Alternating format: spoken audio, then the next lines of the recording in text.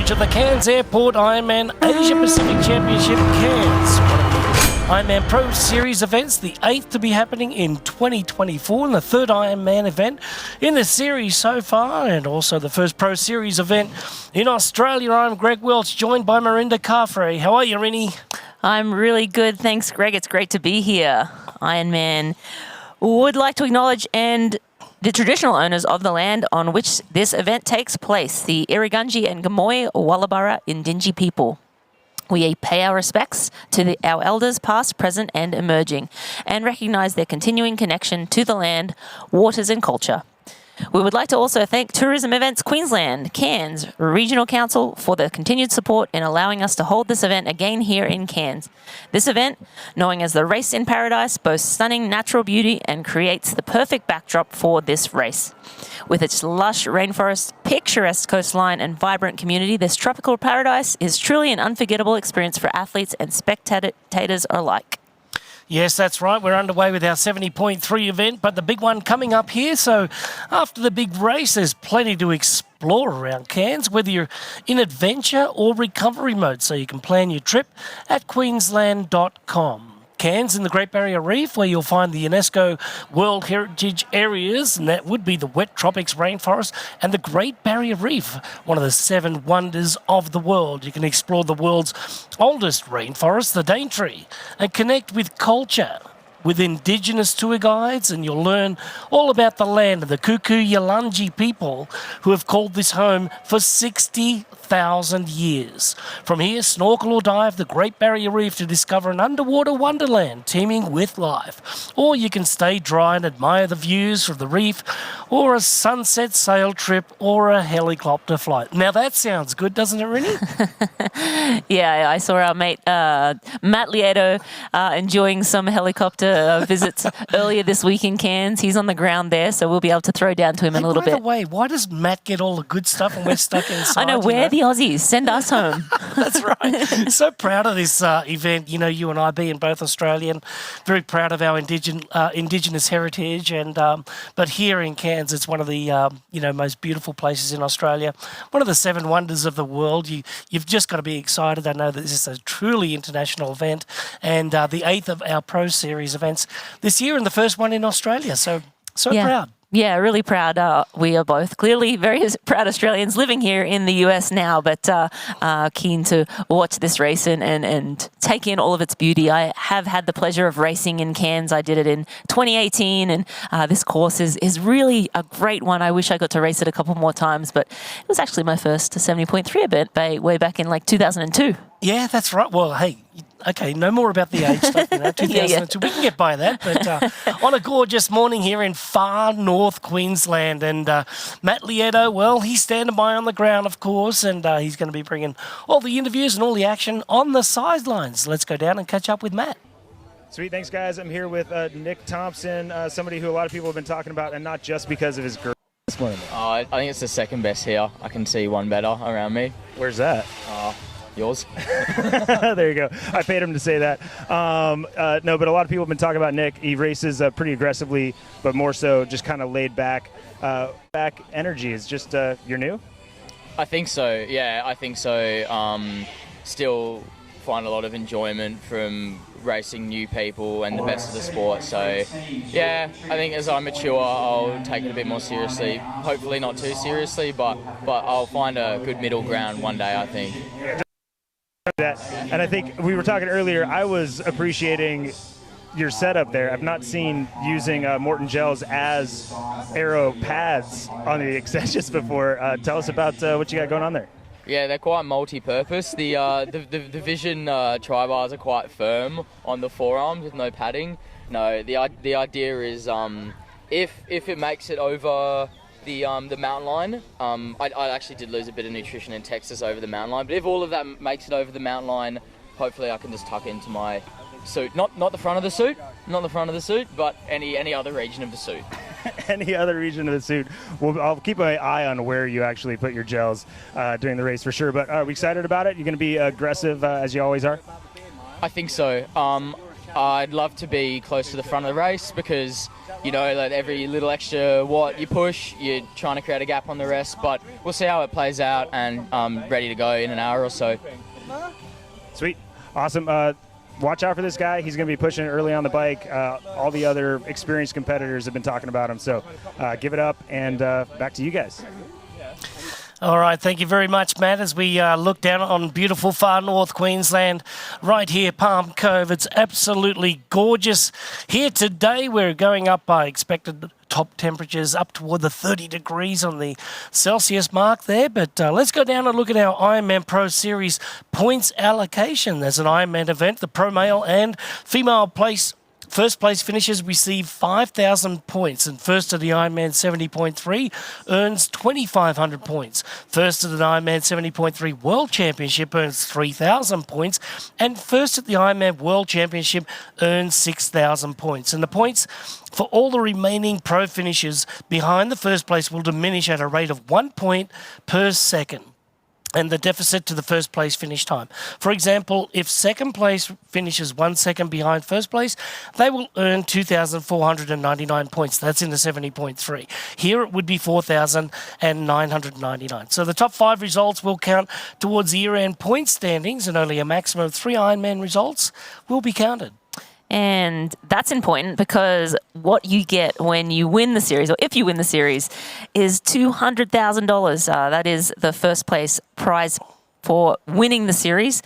Second place is $130,000. Third place, $85,000. You can see all the way down to 10th place is $10,000. But then 11th to 50 get $5,000 each. $5,000. That's just a nice little chunk and change bonus at the end of the year. So it does pay to play here in the Ironman Pro Series, and the total prize pool given out will be $1.7 million. So, yeah, these athletes all vying for a piece of that pie. Yeah, the Ironman Pro Series year-end bonus pool is earned in addition to any individual event prize money earned during this series in a year. So, Marinda, we're off to a great start here this morning. 70.3 is underway at the Cairns Airport Ironman Australia right here in this Ironman Asia Pacific Championship Cairns as we look down upon this beautiful swim course right now. Not much wind to speak of. It's off to a great start. We'll be joining you in just a little bit with some of the most beautiful scenery in all of Ironman. Don't go away. We'll be right back.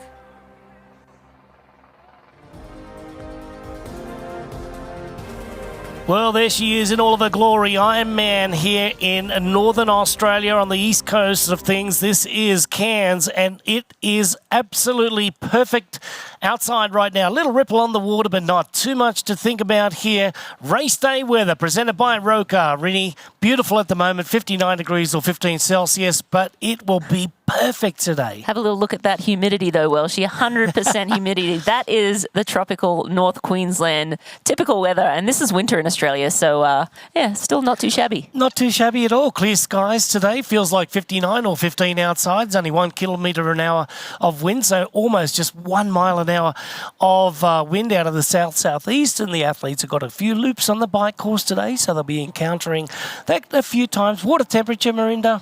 23.8. Yeah, 23.8. No wetsuits for our professionals or age groupers, or is it?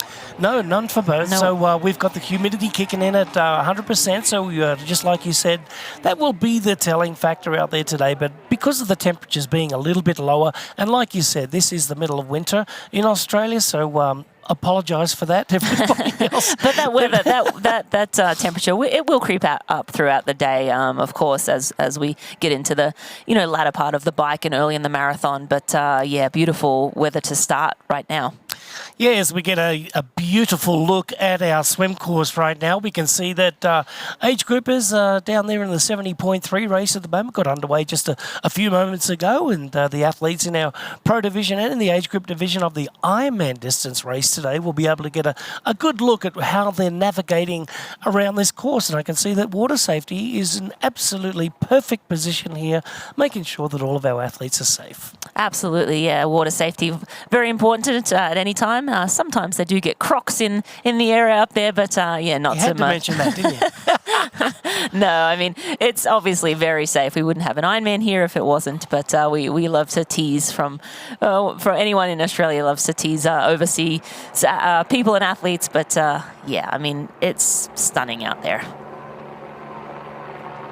And we actually have around 1,700 age groupers racing the 70.3 today, 1,100 in the Ironman race today. So about 2,800 athletes racing in Cairns today.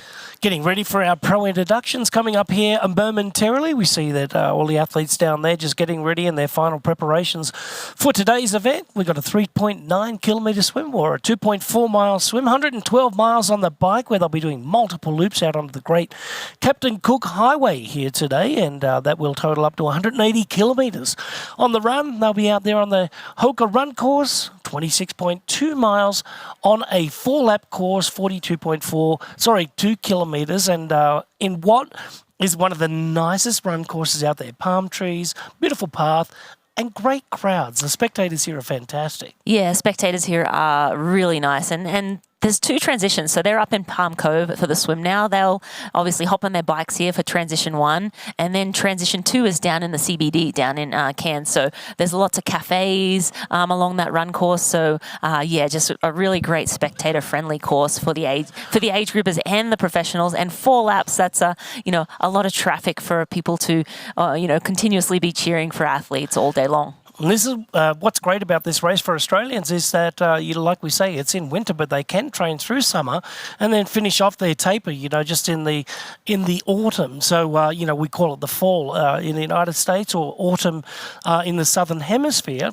where we are, switching positions there. Obviously, Northern Hemisphere summer is around about April through September, and then we switch it in the Southern Hemisphere. That would be the winter months.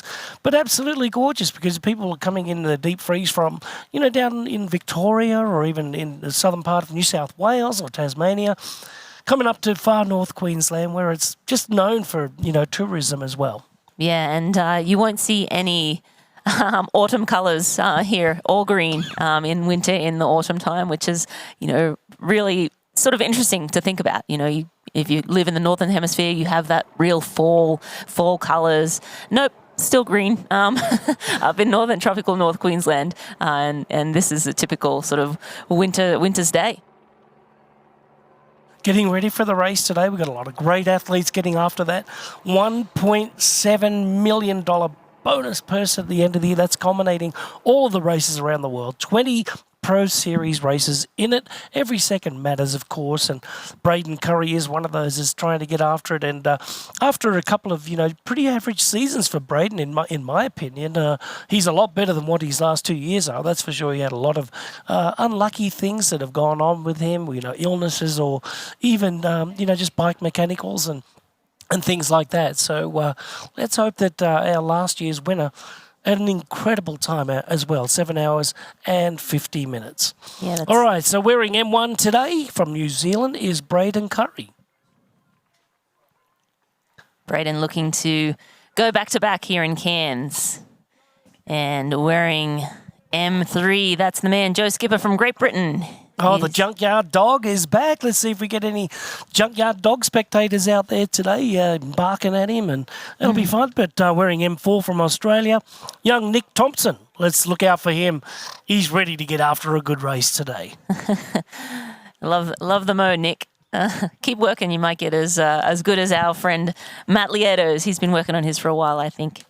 I think they're brothers, really, M6 from New Zealand, that's Mike Phillips. He was second in Ironman Australia just a couple of months ago down in Port Macquarie. And also a winner of Ironman New Zealand, and wearing M7 today from Finland.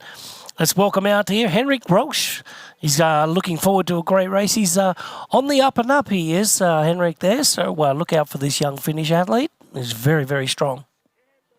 Yes, and in M8, a crowd favourite, this is Josh Amberger.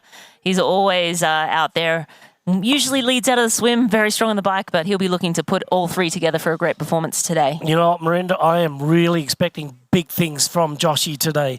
In M10, wearing, number 10 today from France, that's Arnaud Guillot. And Arnaud's been around right now, a seasoned veteran, but getting after the Ironman Pro Series. And this is Gregory Barnaby from Italy. He was third just a few weeks ago in Mallorca at the 70.3, and he was eighth in Ironman Nice back last year at the World Championships. Definitely a guy on the rise and one to watch today. Wearing number 12 today for New Zealand is Ben Hamilton.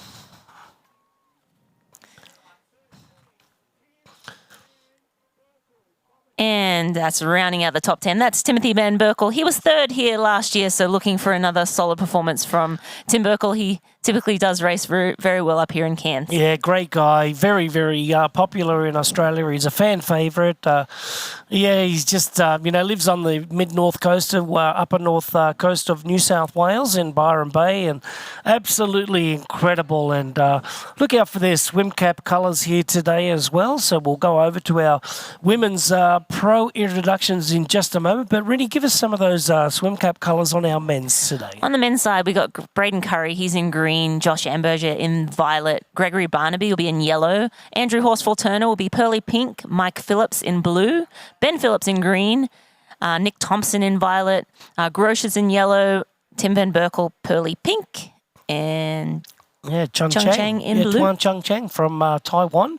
It's going to be in the blue, but you got to love the pearly pink. And who do Pearly we have pink. in our women's there today, Yes, Rennie? here is defending champion Kylie Simpson from Australia. She lit it up last year, fastest bike and fastest run. She usually struggles a bit in the swim, but when you have that killer combination. And look out for a chance. lot of films today from the Netherlands. Had a great race in Texas, one of our early swim leaders down there today. So I would imagine she'll be right up there with Lauren Brennan and Rebecca Clark, representing the Netherlands. And in F4, that is Hannah Berry from New Zealand. She was fourth in Ironman Texas back in April, and she'll be looking to have another big score here today in Cairns. Hannah's looking as though she's ready to keep those bottles right beside her, but they were frozen, so that's just to keep the body temperature down too.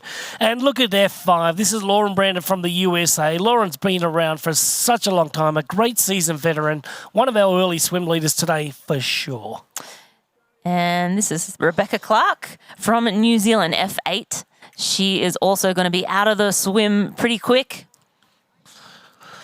And next on the line here, we can see coming out there is Kate Gillespie-Jones wearing F9 today.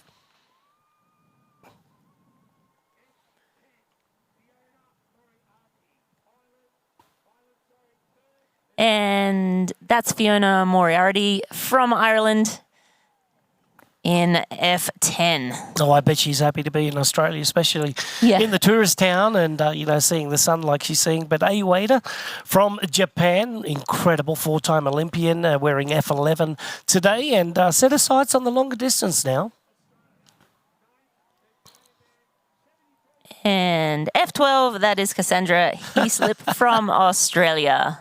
I like the little, the modelling hip action there. It was walking down the runway instead of walking down. That was Radka just poking her head around. She missed the lineup earlier and threw us off here in the booth a little bit. But Radka Karlefeld, she's wearing F6 she's actually married to Australian, says from Australia, but she is Czech Republic. Yeah, she's from the Czech Republic. She represented the Czech Republic at the Olympics, but now makes her home in Wagga Wagga. Yep.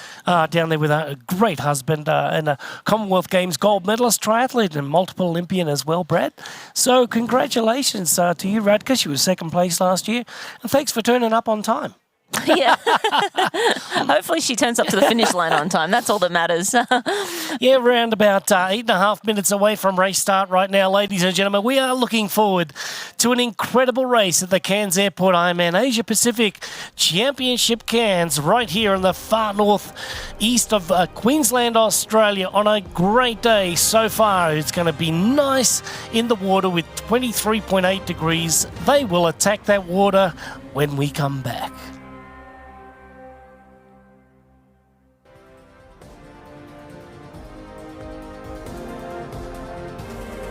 Welcome back to the live coverage of Ironman Cairns, the Asia Pacific Championship. We are in the far north here in Queensland, and we are moments away from the start, but we're going to go and have a quick look at the course maps.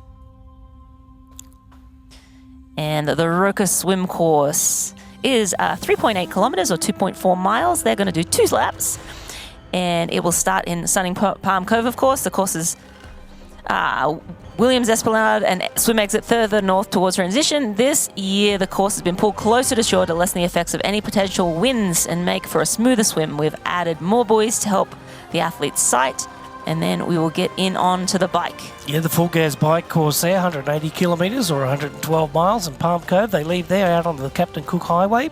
Up to Thala Beach. Once they get into the McAllister Range there, you'll see that Thala Beach is right up the northern part of the course there. They do their U-turn and then they will come back at from Craigley. And also, second lap, they'll repeat that. But on the last lap, they will bypass Palm Cove and head down into Cairns, into the CBD, as you were saying there, Rinny, before they hop onto the Hoka Run course, and that's going to be absolutely gorgeous, going past the Cairns Airport, our title sponsor for today, and ended up right down there. Yes, the run is right downtown Cairns. That's 42.2 kilometres. Hoka Run course will be 4 laps along the beautiful Cairns Esplanade. The course will go in an anti-clockwise direction, allowing you to soak up the electric atmosphere of Tri-Club Village and the new Cairns Esplanade developments on each lap before hitting the finish line, giving you a crowd experience rarely seen at other Ironman events around the world. Yep, really is, and you'll see this very, very flat run course out here, and they're going to be running in the the low low 240s here today in the men's, and last year Kylie Simpson just smoked it with a 251, which was absolutely incredible. But the course down here is great, and the crowd that gets down here in the afternoon is just absolutely magnificent. Getting a good look at our athletes now lining up. There's Skip, the junkyard dog. He's very focused at the moment, hasn't got the goggles on his face just yet. We've got Nick Thompson down there. Braden Curry is in the green cap and all smiles for now. There's Mike Phillips in the blue cap. Mike's a big boy and he has a lot of power.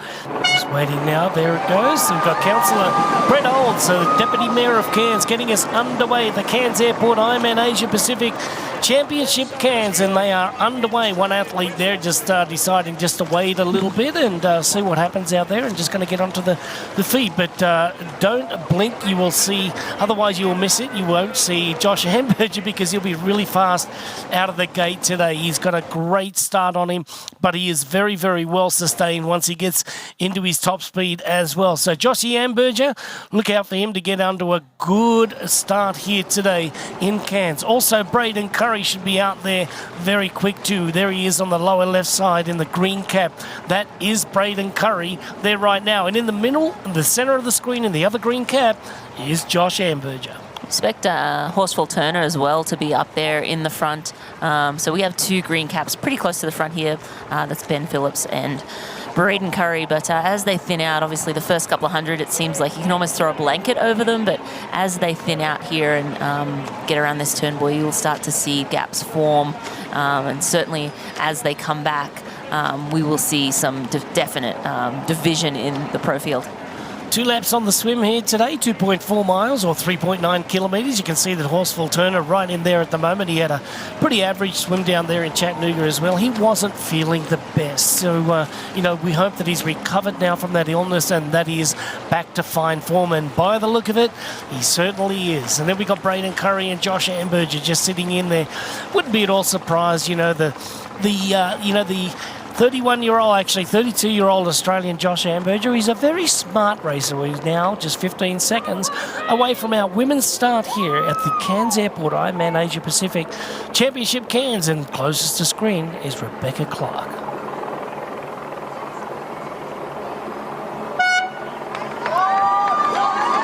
And the women are off. It's our Pro Women's Division in the Ironman Australia Cairns Asia Pacific Championship. We see some jostling as they get out, but that yellow cap, wow, outside smoke, got out quick. Well, that's Lauren Brandon. So we've got, that's Lotta Films. So Lotta Films, remember what she did in Ironman Texas there, Rennie? And that was an incredible swim by her. She got out there and with Lauren Brandon also and Rebecca Clark. All 3 of them raced in Ironman Texas and find themselves, in the lead here today at Palm Cove. So on the Roka swim course, we can see that Lotta Films out to a great start. Right in the centre of screen is Lauren Brandon. And then on the purple cap on the right side is Rebecca Clark, just exactly like we thought out there today. So they are our top 3 swimmers at the moment. They are going to be joined by another one there. There's going to be 4 leading out that group at the first turn, the right-hander. that hard right-hand turn. They'll make that turn there, and then we'll sort of see how they come together in that first opening, 150 meters. But it was flying start by Lotte Wilms, and Hannah Berry.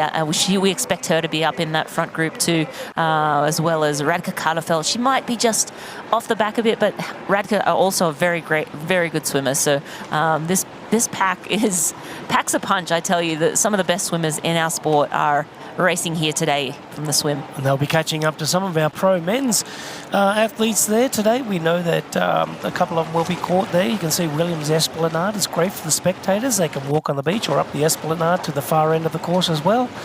They can do that a couple of times because they're going to do one main loop and they do half a loop and then they do a main loop and then they do another half a loop at the top of the course. We have two different areas for the start and for the finish line today as they move their way from the start line into T1 before they get out onto the full gas bike course. But right now we can see that Horsfall Turner has now made his way to the front there, and we've got Joshy Amberger and Braden Curry just sitting in there as well. Nick Thompson having a good swim to get the day underway with Joshy Amberger. So the two Aussies are leading. That's right. Why don't we take a listen to the sights and sounds?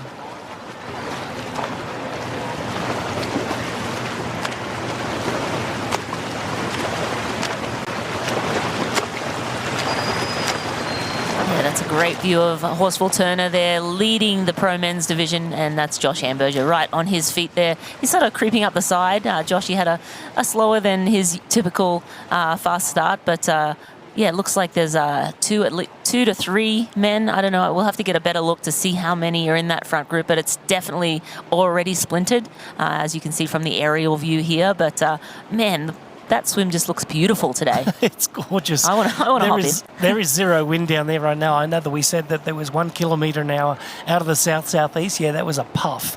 And we got Joshy Amberger now just swimming off to the side there. We've got Rebecca Clark on the women's side of things, Lotte Wilms and Lauren Brandon sitting right in there. Radka Karlefeld's off to a good start as well. So a lot of our favourites on the women's side are off to a great start, as they can see that they are swimming quite a ways away from each other at the moment. I'm very surprised about that because, swimming on the inside, you want to sit on the outside. There's not too much current here, Marinda. This is very close to the shore, and I'm very surprised that they're sitting as far away. It's very interesting because you normally see the women sort of come together, but these are all like class swimmers in their own right. Obviously, we have in the purple cap again.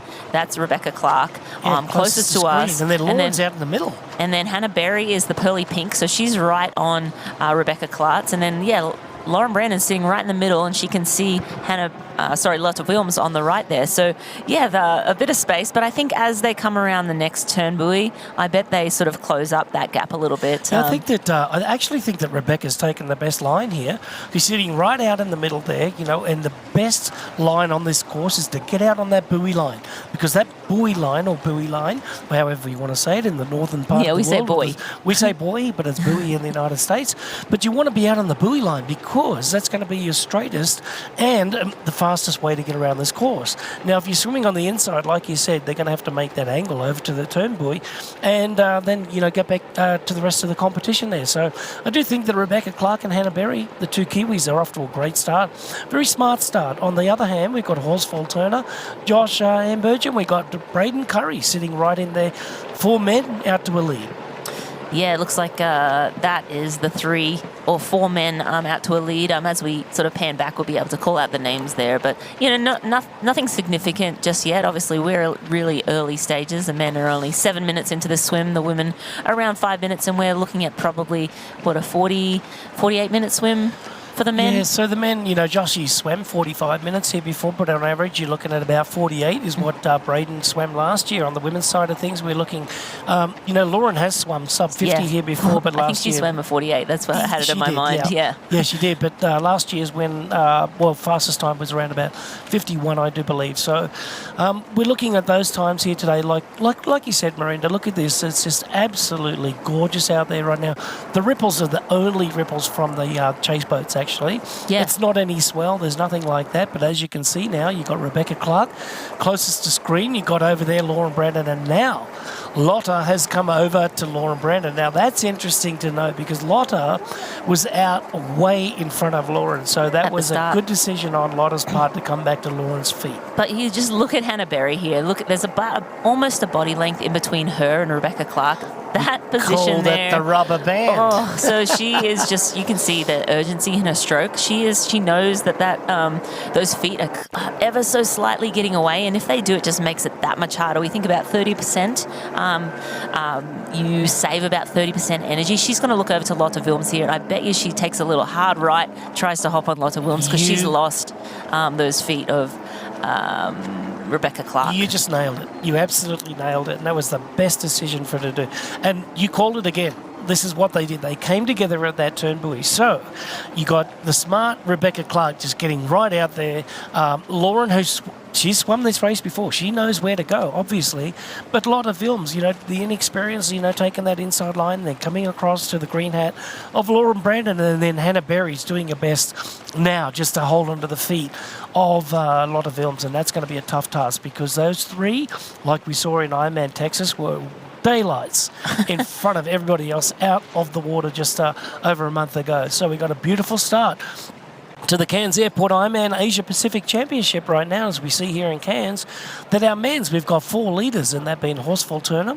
From the UK, we've got Braden Curry sitting in there. We've got Josh Amberger as well, and we've got a 4th yet to be seen and spoken about, but we know it's not Joe Skipper. It might be Mike Phillips, but it might be somebody. It's probably Gregory Barnaby, because Gregory is a great swimmer himself. But on our women's side of things, Rebecca Clark from New Zealand has taken up the pace setting.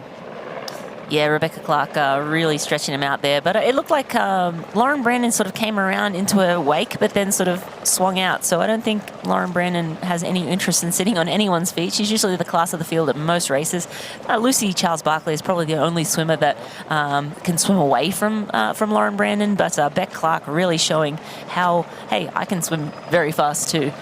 Yeah, there's a couple of other English ladies, out there as well. Fenella Langridge has been swimming well this year, and, there's been some other races where Lucy's, been racing along, and Lucy Byram and Buckingham, they've, there's 3 Lucys. They're just all incredible swimmers. So there's a lot of, the talent pool is deep these days out there. So we can see there in the yellow cap there, we've got Barnaby. He's a great swimmer, and look out for Gregory Barnaby today, really. I think that he is definitely one of the guys from Italy that he's the best Italian, distance athlete they've had. And I think that Gregory is really improving on every race. And last time, last race out, he was 3rd place, but it was only by a couple of seconds, so it was a mere loss.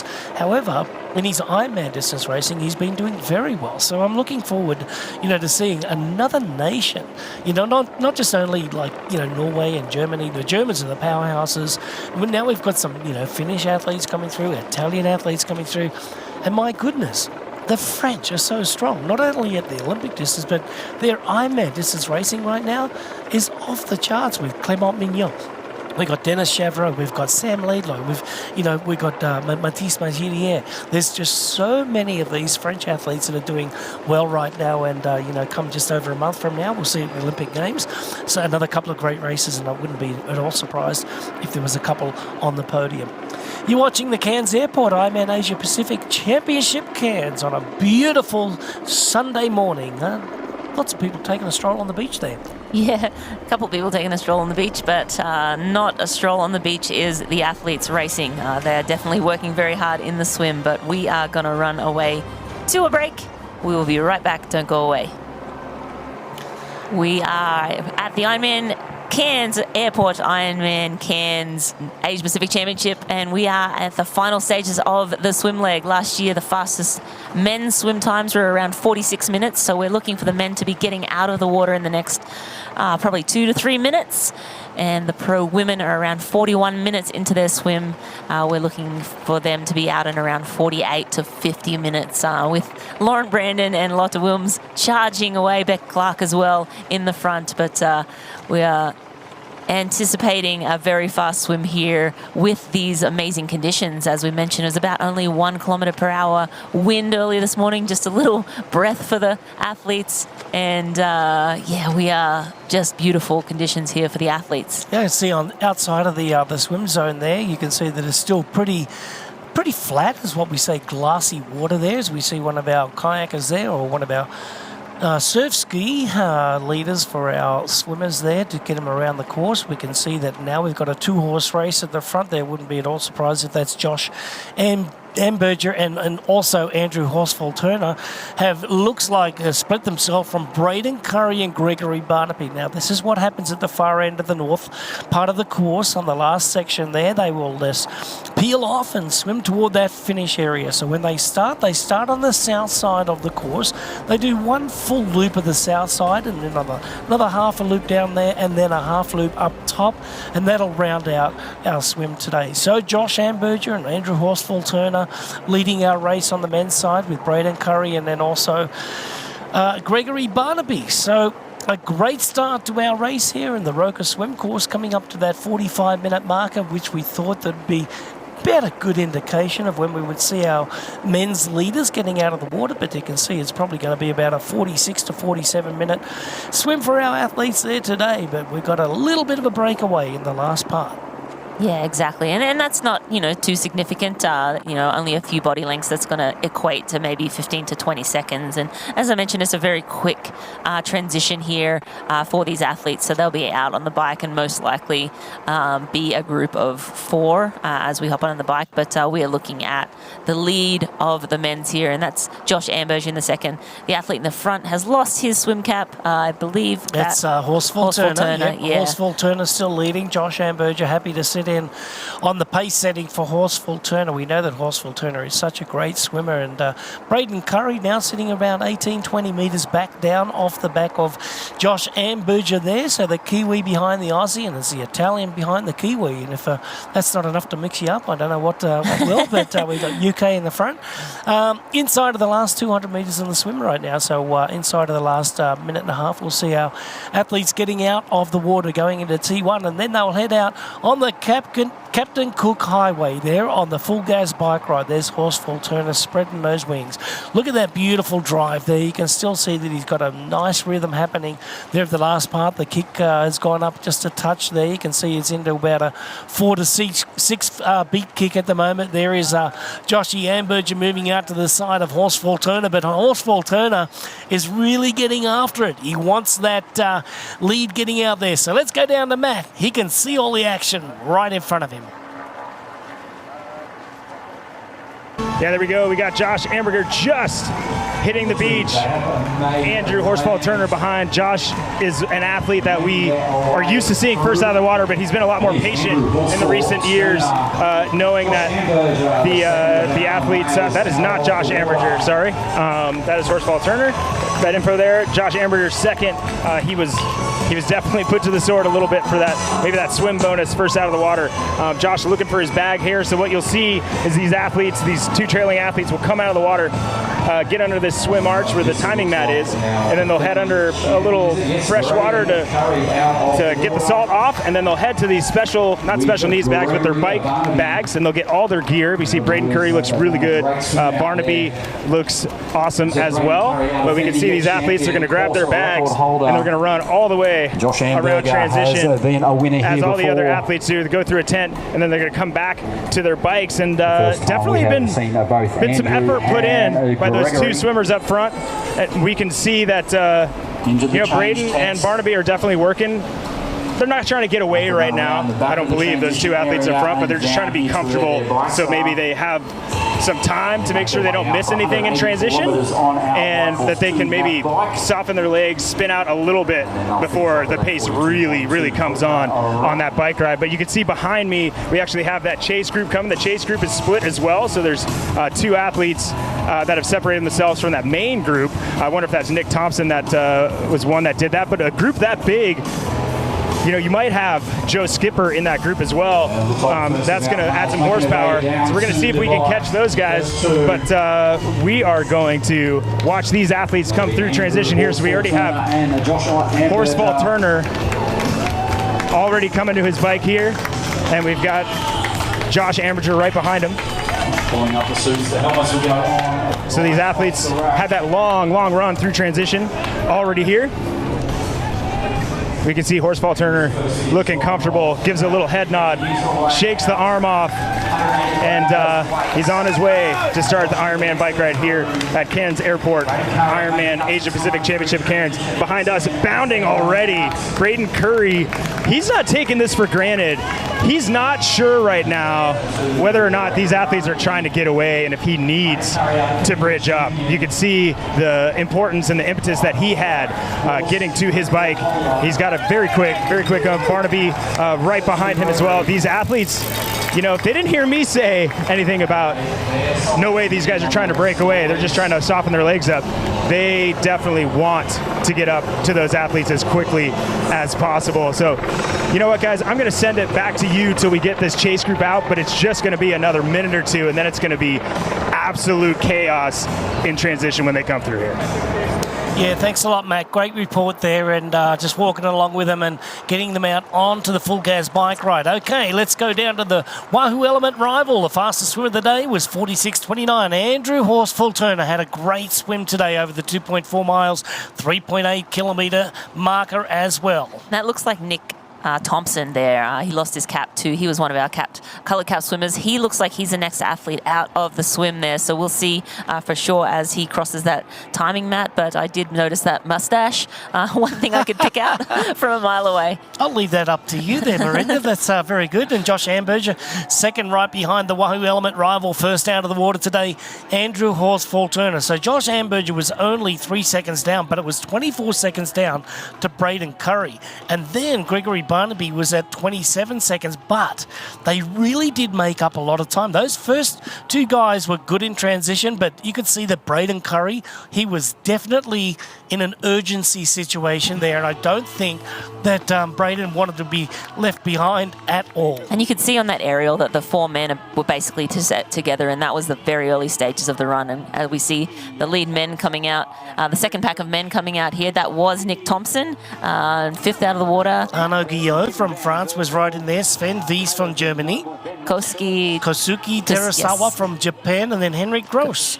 And out of the Mitch water Kirby. was Mitch Kirby in 10th place, so good for the Aussie. Yeah. So we've got three Aussies up there and a Kiwi, and we'll be looking forward to seeing Mike Phillips, one of the strong bike riders out there today.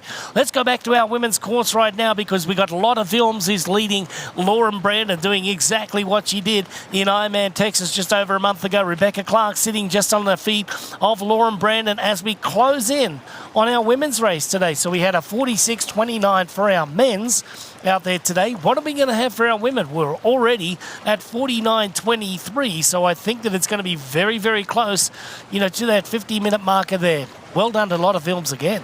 Yeah, a lot of Wims just taking the reins there, the second half of that swimming, and Lauren Brandon happy to sort of sit in her wake and save a little energy for the bike. Beck Clark sitting in the third position after that super impressive start from her there as well. So yeah, that's a close-up of Lotte Wilms.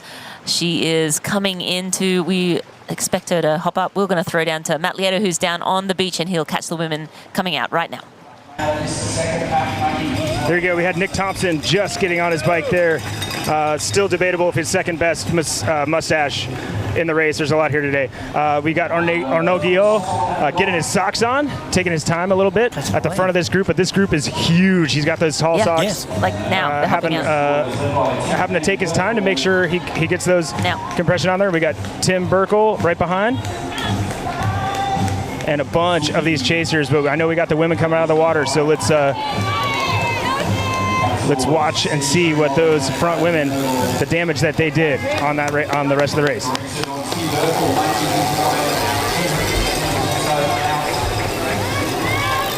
Yeah, so we have our top three women guys, getting out of the water. A massive amount of athletes coming through here at this point. We're obviously gonna wait and see when Joe Skipper is one of these athletes that we're looking for. Right now we got Matt Burton, an athlete that people expect a lot of, and he's definitely going to be aggressive early in the bike to get up to that group.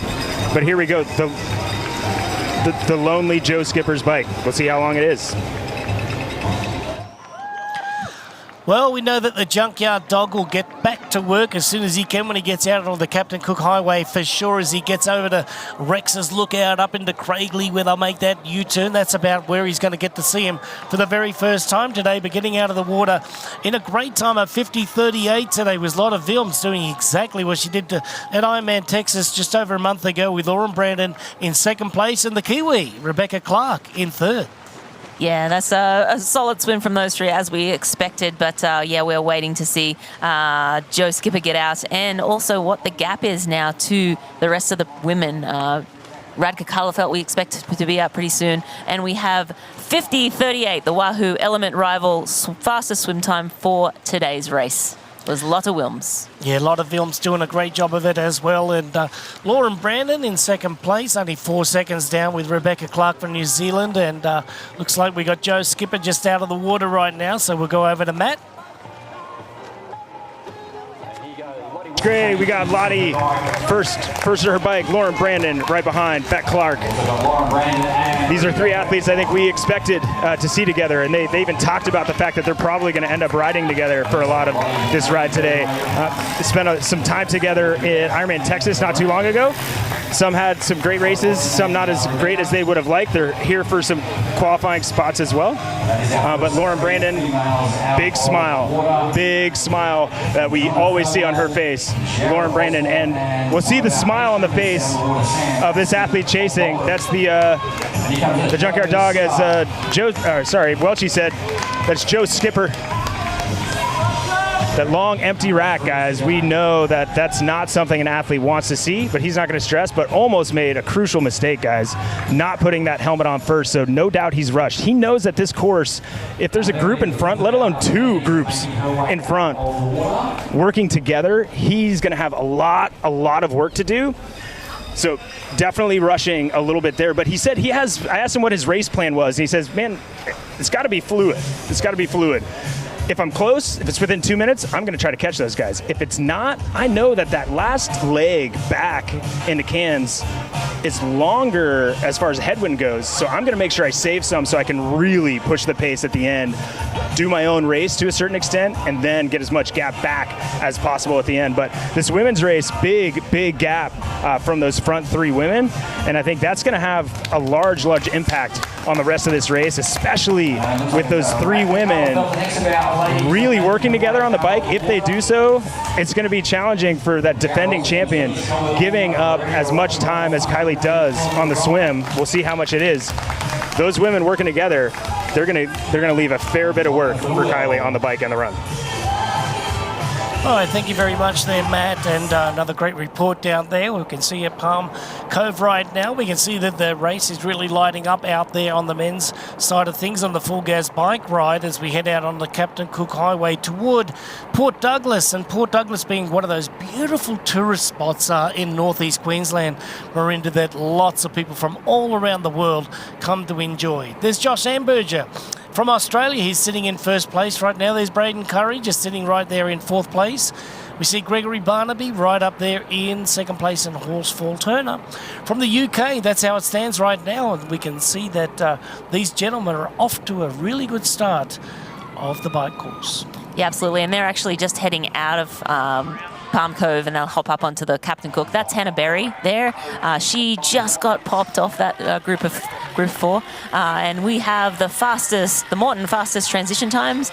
Osborne from Australia was 2:02, Tim Van Berkel was 2:12, and Braden Curry was 2:13. You saw that urgency from Braden through transition to bridge up. And remember, this one's a little bit longer too. You know, you're seeing like times of 2:02 to 2:12, you know, for our top three. Morton, top 3 fastest transition times on our females today was Lotta Vilms is a 2:09, Rebecca Clark 2:09, and Lauren Brandon 2:12. So on average, I would say that our ladies have put shame on the men today. Well done to you ladies out there, Lotta Vilms and Rebecca Clark on the Morton top 3 fastest transition times, and in third place, Lauren Brandon. So as we make our way out onto the Captain Cook Highway, the diminutive Australian, the 32-year-old Queenslander, Josh Amberger, wants to bring it home for his home state. And also, I think that's Braden Curry right behind him. Braden Curry really hungry for a great performance here today. He won this race last year. He loves it up here, up in North Queensland. He's a Kiwi, but he does train a lot in Noosa, which is also in Queensland, but just a little south of Cairns, down sort of east of Brisbane, northeast of Brisbane, I should say. But Braden Curry there sitting in second. These lead 4 men looking to light up this bike course and put as much time into Nick Thompson, Mike Phillips, athletes like Tim Van Berkel was third here last year. Also, Joe Skipper had a pretty rough swim by the look of things, so he'll be working very hard to catch up. But yeah, we have Josh Amberger on screen here now. The little Aussie, we love to cheer for him. I feel like we can say that because we're also little Aussies. Yeah, I got you by a couple of inches. Yeah, you do. And I think Josh and I stand pretty equal. But he's got a great position, worked very, very hard on it, looking very good, tucked into it right now. He's going to work here. This is the Cairns Airport Ironman Asia Pacific Championship Cairns. And it's Josh Amberger from Queensland, who just so happens to be leading his home state race.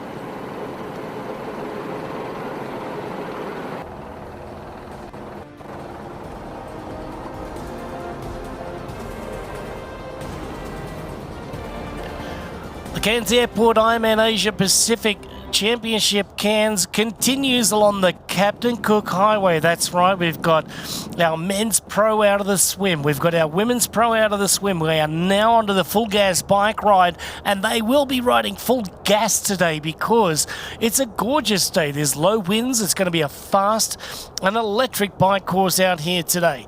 The athletes now are heading out there. There's Josh Amberger from Australia, Braden Curry from New Zealand, the defending champion. Andrew Horsfall Turner, the UK early swim leader, is hanging in there, and Gregory Barnaby from Italy is showing very, very strong gains at the moment. Looks like we have Braden Curry taking the lead now from Josh Amberger, but big gaps. 3:26 down to Nick Thompson, Mike Phillips, Tim Van Berkel, Grosh, Terasawa, and Ojai.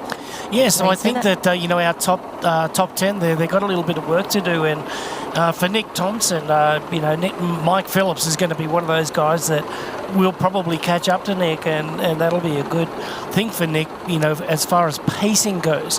Now, as far as the rest of the field go there, they got a lot of work to do, because I wouldn't imagine that Josh Amberger and Braden Curry are going to, just sit down and not do a lot of work here in the first part. So I think that they do have a bit of work to do. On the women's side of things, same thing for Kylie Simpson. Kylie, we know she's a great bike rider with a 440 last year and a great 251 run. But she's got to do a big job today. She's after 3 women. Yeah, that are up there in the lead, with Lauren Brandon, great biker, a lot of films, solid. I mean, she's just solid all round. And Rebecca Clark, she's going to, want to make a name known up there in the early parts of it. But I see that on the women's race, look out for a lot of films today. She's going to be the strength. Yeah, a lot of Wilms, I think, after her performance in Ironman Texas, we sort of, had her picked as one of the top athletes, but then in Ironman Texas, she really showed, she swam with Lauren Brandon, one of the class swimmers of the field. Then he just was like strong all day on the bike and then solid all day on the run. So lots of Wilms as an athlete we'll be watching all day long. Kylie Simpson, I'm sure, has that in the back of her mind and will be taking splits all day long to try and limit that damage. Sometimes those time splits can be as much as sort of 10 minutes from, these super, super fast swimmers. And even you saw men like Joe Skipper, one of our best Ironman athletes, being swum past. He got out of the water a long ways behind these women, and these women started a couple of minutes in front. So again, just highlighting how fast these women do swim. Around 49, 50 minutes today for those fastest 3 women, and a lot of work we're still waiting for Kylie Simpson to get at it. Looks like we had Hannah Berry out at about 2:44, Radhika Cutterfelt at 2:57. So Hannah Berry and Radhika Cutterfelt, that will be a good partnership for those two as well. We're still waiting for the rest of the pro women to get out of the water. Yeah, big gaps out there by our pro men and our pro women today. So you're looking to, close those up as quick as possible. But I think it's going to be a harder job for them out there today. Mike Phillips being one of the strength on the men's side of things, and then on the women's side with Kylie Simpson. So we don't even know where Kylie is at the moment, not out of the water at this point in time. So once we get that information, we'll let you know. But see some of the athletes coming back in a southerly direction on the Captain Cook Highway that are our athletes in the 70.3. They got underway a little bit earlier this morning as well, just after sunrise, and that was just before 7 o'clock today. But it was at 7:40 when we got our pro races underway. So we can see now that Braden Curry at the front of the race there, pushing the pace. Horsfall Turner sitting in second. Josh Amberger just retreating back into third place and sharing that with Gregory Barnaby today in fourth. So our men's athlete on screen at the right now are doing a good job of it. But boy, does Joe Skipper have a bit of work to do. Now, I always like to, put things down on paper. You have a swim time on paper, a bike time on paper, and a run time on paper. When you put them all together at the end of the day, that's patience. You've got to let patience come your way. Now, it's hard for someone like Joe I can't act with patience. I have to. Yeah, so we're looking, I think Joe was around 6 minutes back. Yeah. So I just checked in on his time, 6 minutes. So, yeah, he won't have, there's no settling into pace for Joe. It's the urgency go, from, go, go. yeah, and he knows, he's not going to swim with Josh Amberger. But 6 minutes, I think he'll hear that time and be like, what the heck just happened out there? Yeah, it looks like Barnaby at the front right now. So Barnaby leading the race there from Horsfall Turner, and it looks like we got a bit of a gap happening. So I don't know if we're watching third and fourth place or first and second place at the moment, but I wouldn't be at all surprised if it is a gap. I wouldn't be at all surprised if they've been left behind. So if it is the latter, not the sooner, then we can see that. We don't have the gap there. So we've still got four together. So I. Pretty much imagine that vision was just a different angle. Yeah, just different angle. We had, I believe, Braden Curry's leading, then Josh Amberger, and then we had Barnaby and Horsfall Turner. Nonetheless, the lead four men are riding together. You see them all lined up. Sorry, that's... Yeah, there it is. There's Barnaby and Horsfall Turner, and Yep. Braden Curry and Joshy just sitting on the back there. So it was a very deceptive angle that we had. But just heading out of Palm Cove at the moment as they head north on the Captain Cook Highway towards Port Douglas, and along the way they'll venture up to the iconic Rex's Lookout, soaking up breathtaking views along the Pacific Ocean as well, and the Coral Sea and the seaside rainforest. That's a tropical North Queensland, giving you everything out on the Captain Cook Highway. And there she is in all of its glory, the Pacific Ocean and the Coral Sea. Yeah, it's just beautiful images, and obviously these athletes not so much taking in the view today, but I can tell you, riding these roads before the race and just taking a moment to appreciate the beauty, and just having that road right along the ocean there. It's similar to the California coast, where the 101 highway, where you're right along the coast and you have breathtaking views. Obviously tropical North Queensland views are a little more humid and a little more salty, but the terrain here is just beautiful. Yeah, I definitely like this coastline. It's absolutely gorgeous. It's where you and I are from, and it's always great to see it. And as you can see there right now. Yeah, so you're looking at Josh Amberger's kit, and you see he has some basically flora and fauna on his kit, and he is a big fan of the Australian flora and fauna. If you follow Joshy, he knows, he could name every single tree that he's riding past right now. He could give you the specifics of what they need to grow well, and so that was the inspiration to his kit. I saw that on his Instagram a little bit ago, but just a little insight onto the man, Josh Amberger, big fan of nature. Yeah, big fan of nature. I love his kit there. By Wind Republic there, we can see that it's absolutely gorgeous. And well done to Joshy. He's a very meticulous writer as well. I love reading all of his stories on Instagram. If you wanted to follow him, Josh Amberger, of course, and always coming up with pre and post race results and stories. It's really awesome to read. Very articulate. All right, you're watching the Cairns Airport Ironman Asia Pacific Championship, Cairns, and we're in far north Queensland on a gorgeous day. Lots to come. Action's heating up.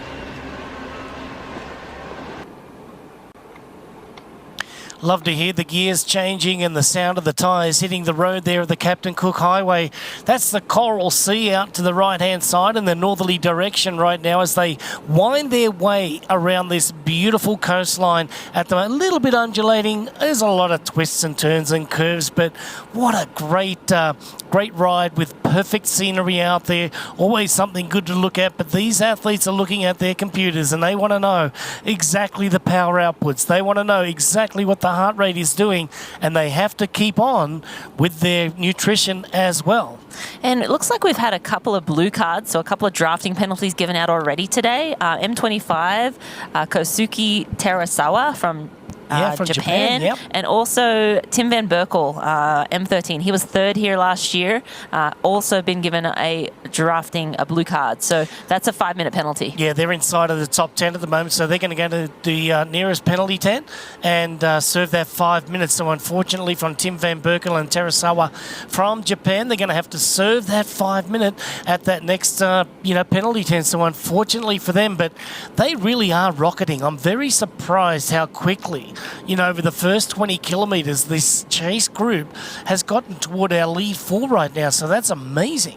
Yeah, amazing cycling from that pack there of men. And, this front group, all very strong cyclists. So I'm sure if the athletes that came out of the water, at 3+ minutes behind, there was just probably a little more urgency in them, and they're like, this is too much time, right? Like 3:30 is a big time gap, but surprising to see already a minute taken off that time, and that was around 19 kilometres in, so fairly early, very early on the run, on the bike course. Yeah, very early on the bike course, but no such luck for any of these lead 4 out there. They've been very, very good by, adhering to the rules right now and keeping the distance between their bikes here, as we see Josh Amberger from Australia leading right now. There's Braden Curry closest to screen. He's out of the saddle, just climbing up there. One of the little grinders out there.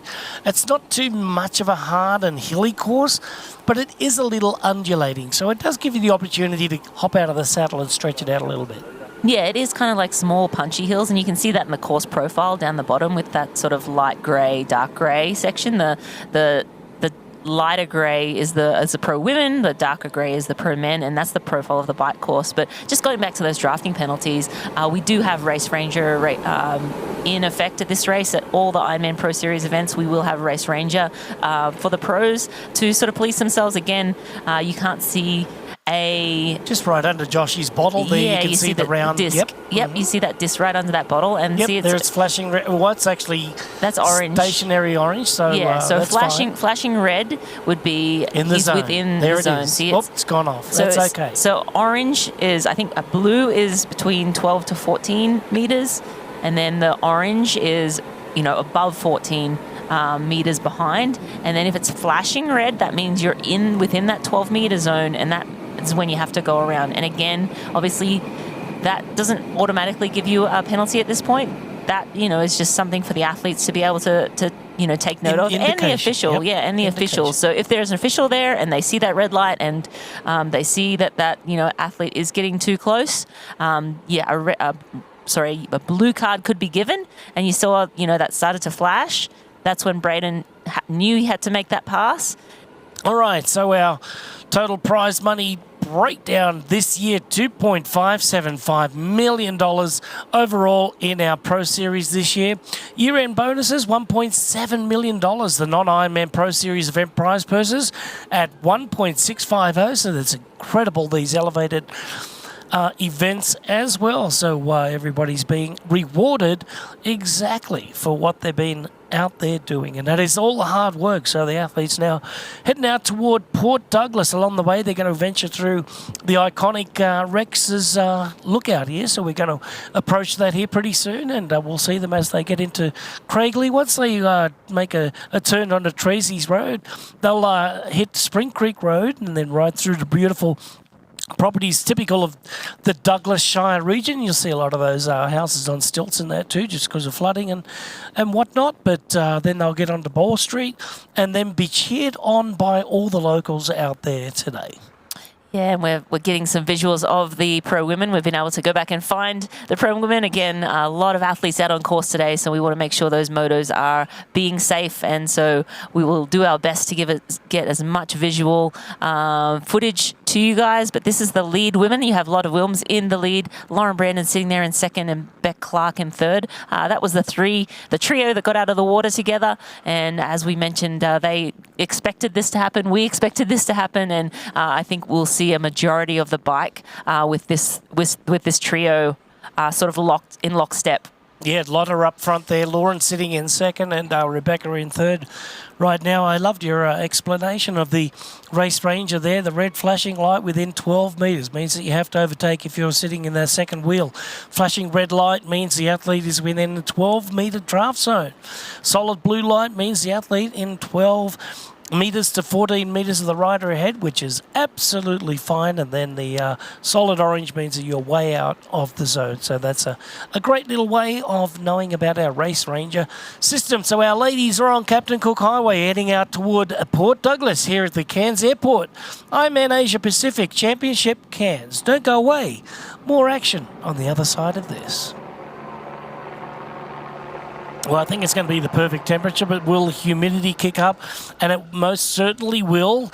After lunchtime today, it does kick up a little bit more, but it's down at 65% at this point in time. It did start at 100% this morning, right before 8 o'clock, and then it just started coming down slowly until about the 65% marker, and that's where we're at the moment. So Tim Van Berkel, we know he's done his penalty in the 10th there with Nick Thompson, but Burton, Barnaby, Phillips, Amberger, Connery and Hamilton are the leaders with Arnaud Guillot from France. So that's your top 7 athletes, and then it is Van Berkel, Thompson, and then also Mitch Kibbe is going to move into that top 10 position as well, because he would have overtaken the 2 athletes that were serving in the penalty tent there as well. So it looks like, Thompson and Van Berkel may slip back in there inside of the top 15 or just outside of the top 15. Yeah, and also, waiting to see where Joe Skipper is as well. I believe he will probably be passing that penalty tent right around when Van Berkel and Thompson come out. So that will be a good partnership if those trio find themselves together. But again, still a fair amount of inroads to be made by those men. 5 minutes is a lot of time in an Ironman race is high 7 hours, but 5 minutes super important. They are coming into the turnaround, I think, now. Yeah, just coming past Palm Cove, Rennie. They'll go a little bit past Palm Cove and do the U-turn where they've done a U-turn earlier this morning and head out for their second lap onto the bikes here today. So now just approaching the next marker, which is going to be at the 76-kilometre marker out there, just shy of the 50-mile marker here this morning with 2 hours and 31 minutes on the race clock, 2 hours and 29 minutes on the race clock for our professional women here at the Ironman Pro Series. But we're going to throw down to Matt Lieto right now because he is at the turnaround. They're coming right now. Are we full frame? They're coming right now. Full. Thanks so much, guys. And we're here at the turn. As you know, you've talked to me a few times that we've got the athletes coming through here. I can see the TV motos. We got that helicopter. You always got a good vibe. Helicopter. I knew Marinda was going to catch me at Kona once because I saw the helicopter coming, so always helpful. But right now we got Josh Amberger coming through here, as you said, with that kit that shows all the trees and the local flora and fauna. Coming around that turnaround, big group, and these athletes are coming around, some of the age group athletes as they start, but Joshy looking around, trying to get some input, see what's up. We got Barnaby looking around, very focused group. Braden Curry looking back to see what's going on. He gave me some eye contact.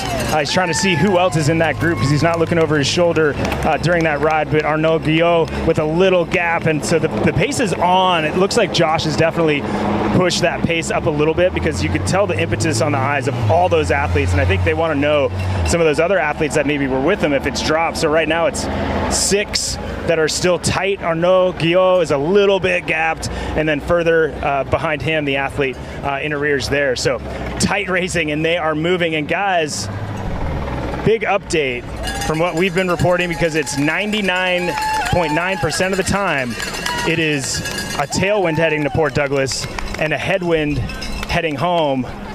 it has been the opposite so far since I've been up here, and it feel honestly like it just switched. Like literally since the first time I did this stand-up, wind was coming this way back in the Cairns. Now it's heading that way. So wind is switching a little bit, and it's going to affect, if athletes had a plan, I got to push into the headwind, they might get it 2 times in a row as that wind switches. So it could change the dynamics of the race. Yeah, thank you very much, Matt. Stay with us, Matt. I just want to ask you a couple of questions here, and if at all possible. And you did say that Josh looked very, very strong out there, and looking up with the pace setting. Being an Australian, being a person that's won this race, he's very fired up about today's race. Did you have a chance to catch up with him this morning? And if so, what about his confidence level, and what are you seeing in him so far? Yeah, I mean, mostly he's very calm, and I think the fact that he hasn't gotten a lot of attention beforehand has probably helped with Josh. He's just kind of cruising around. He wasn't in all the pre-race interviews. He wasn't really in the pro panel. So very, very chill and just ready to go. And he knows, and he's one that I've picked for the podium in this race. We know he can swim. We know he can ride. He used to try to ride off the front, and he's really improved that running, and he's confident, and a lot of joy in the household, great success with Ashley racing really well. So there's a lot of great energy in the house. I mean, yesterday I talked to him, and we talked more about he's going to take me to some waterfalls tomorrow, and he wanted to set that up. We're going to go look at some trees. We're going to do the whole Josh flora fauna tour. So he's definitely relaxed, and looks like he's in a good spot. And not too long. Ask me another question, but we do have some more athletes coming, Greg. Yeah, Matt, I'm going to put you on the spot a little bit. You said you had him on your podium. Who else did you have on your podium, or do you have on your podium now that we're halfway through the bike leg almost? You're breaking up, Rennie. Who's your podium? Yeah, okay, Matt, we love kidding. your style. Yeah. We'll give you about 3 hours before we come back to you and ask you, because we know that you love to wait until 5 miles to go in the run. I'll answer that here in a second. We've got our chasers here coming through, looking really good. But Braden Curry is on the top of that list for me. That's Mitch Kirby, Joe Skipper Ben Phillips. Before it started. It's a little bit harder now.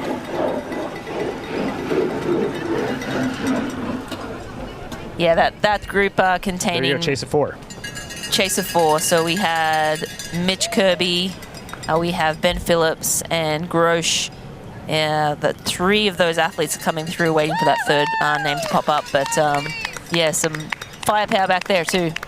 And Matt, just before we let you go, get back to the tuck shop. We know that you're itching to get another meat pie and a sausage roll down your belly. Tim Van Berkel and, Nick Thompson were severely impacted, maybe by a silly mistake by getting too close early on in the race. Have you seen them come through yet? And if so, are they looking like they're, sort of suffering a bit, or they're pushing the pace? No, I've only seen what you guys have seen actually come by me, and I will say those 4 athletes that just came by, you could tell there's a little gas out of that group. They weren't chasing hard to that front. I think they're waiting for a chase from behind, and I think honestly, and I might see him coming, but I looked at the timing and sent you guys a note, and I think I see 3 athletes, but we'll see if this is them. The timing was perfect because it looked like they were going to get out of that tent as soon as Joe Skipper came by with that 5-minute deficit. So they would be looking at that. They'd see him down the road and be like, oh, man, we got to get on this. And he's going to be moving. And we'll know what kind of energy they have if they're with Joe. And I'm almost certain that it is them. And it's painful to see 2 great mustaches in the penalty tent, but we can get back there later, guys. But here we go. Here is a group of 3. Yes, that is Joe Skipper, Tim Van Berkel, and Nick Thompson. That's some good looks. A little shake of the head by Nick Thompson, but oh no, here we go, guys. Nick Thompson slid out in this turnaround. Little technical, obviously, as we go. So Nick Thompson, tired, has not had a great race so far today. Obviously, bad luck here continues from him. Tim Van Berkel takes a pass on Joe Skipper at the same time. So right now he's trying to make sure his bike is running well. He was certainly on the limit there. I wonder if that chain's on where it needs to be.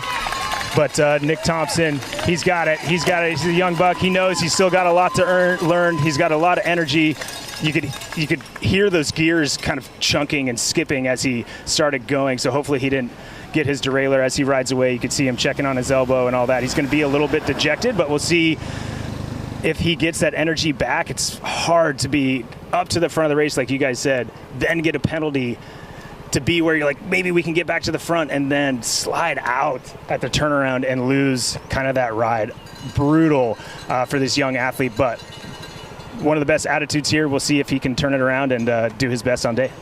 All right, Matt, thank you very much. We'll leave you to it down there. We'll come back to you as soon as our lead women approach the Cairns Airport Ironman Asia Pacific Championship Cairns turnaround to start their second lap. So, unfortunately for Nick Thompson, just not one thing going wrong. Two things have gone wrong now. And unfortunately for the small Australian athlete there, very tough to get back on the bike. But if he's chain is crunching like every second or third revolution, that could sometimes be a stiff link as well. But if the if the electronics on the derailleur have been affected, then wow, that's going to be very, very tough for the Australian to come back from. Now he's got to reset the mind. This is where psychology takes over. This is where you have to be very patient, because he's got one of the fastest cyclists in all of the sport in Joe Skipper. He's now towing Tim Van Berkel through the race. He's got to catch up to those two guys. Well, good luck with that. All right, we're going to run off to a break. We're in the second lap of the cycling course here with our pro men in Cairns.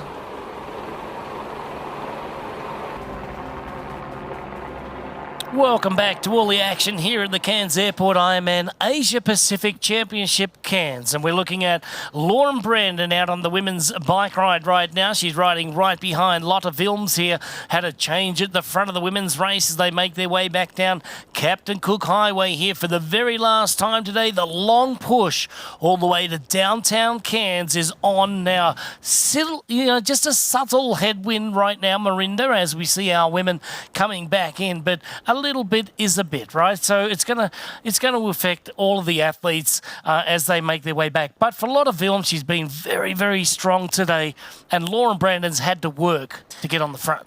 Yeah, Lauren Brandon had to work to get around, but Lauren Brandon looking fantastic. But what I want to mention is Hannah Berry now has moved into third place, so she's moved past Rebecca Clark. Rebecca Clark was with Lauren Brandon and Lotte Wilms for a lot of all of the first lap and most of the way back out on that second lap before she got detached by that at that one of the aid stations there. And then Hannah Berry riding really strong, sitting at around 3 or 4. So again, she's not losing too much time. She was around 2 minutes behind at the turnaround, at the first lap turnaround.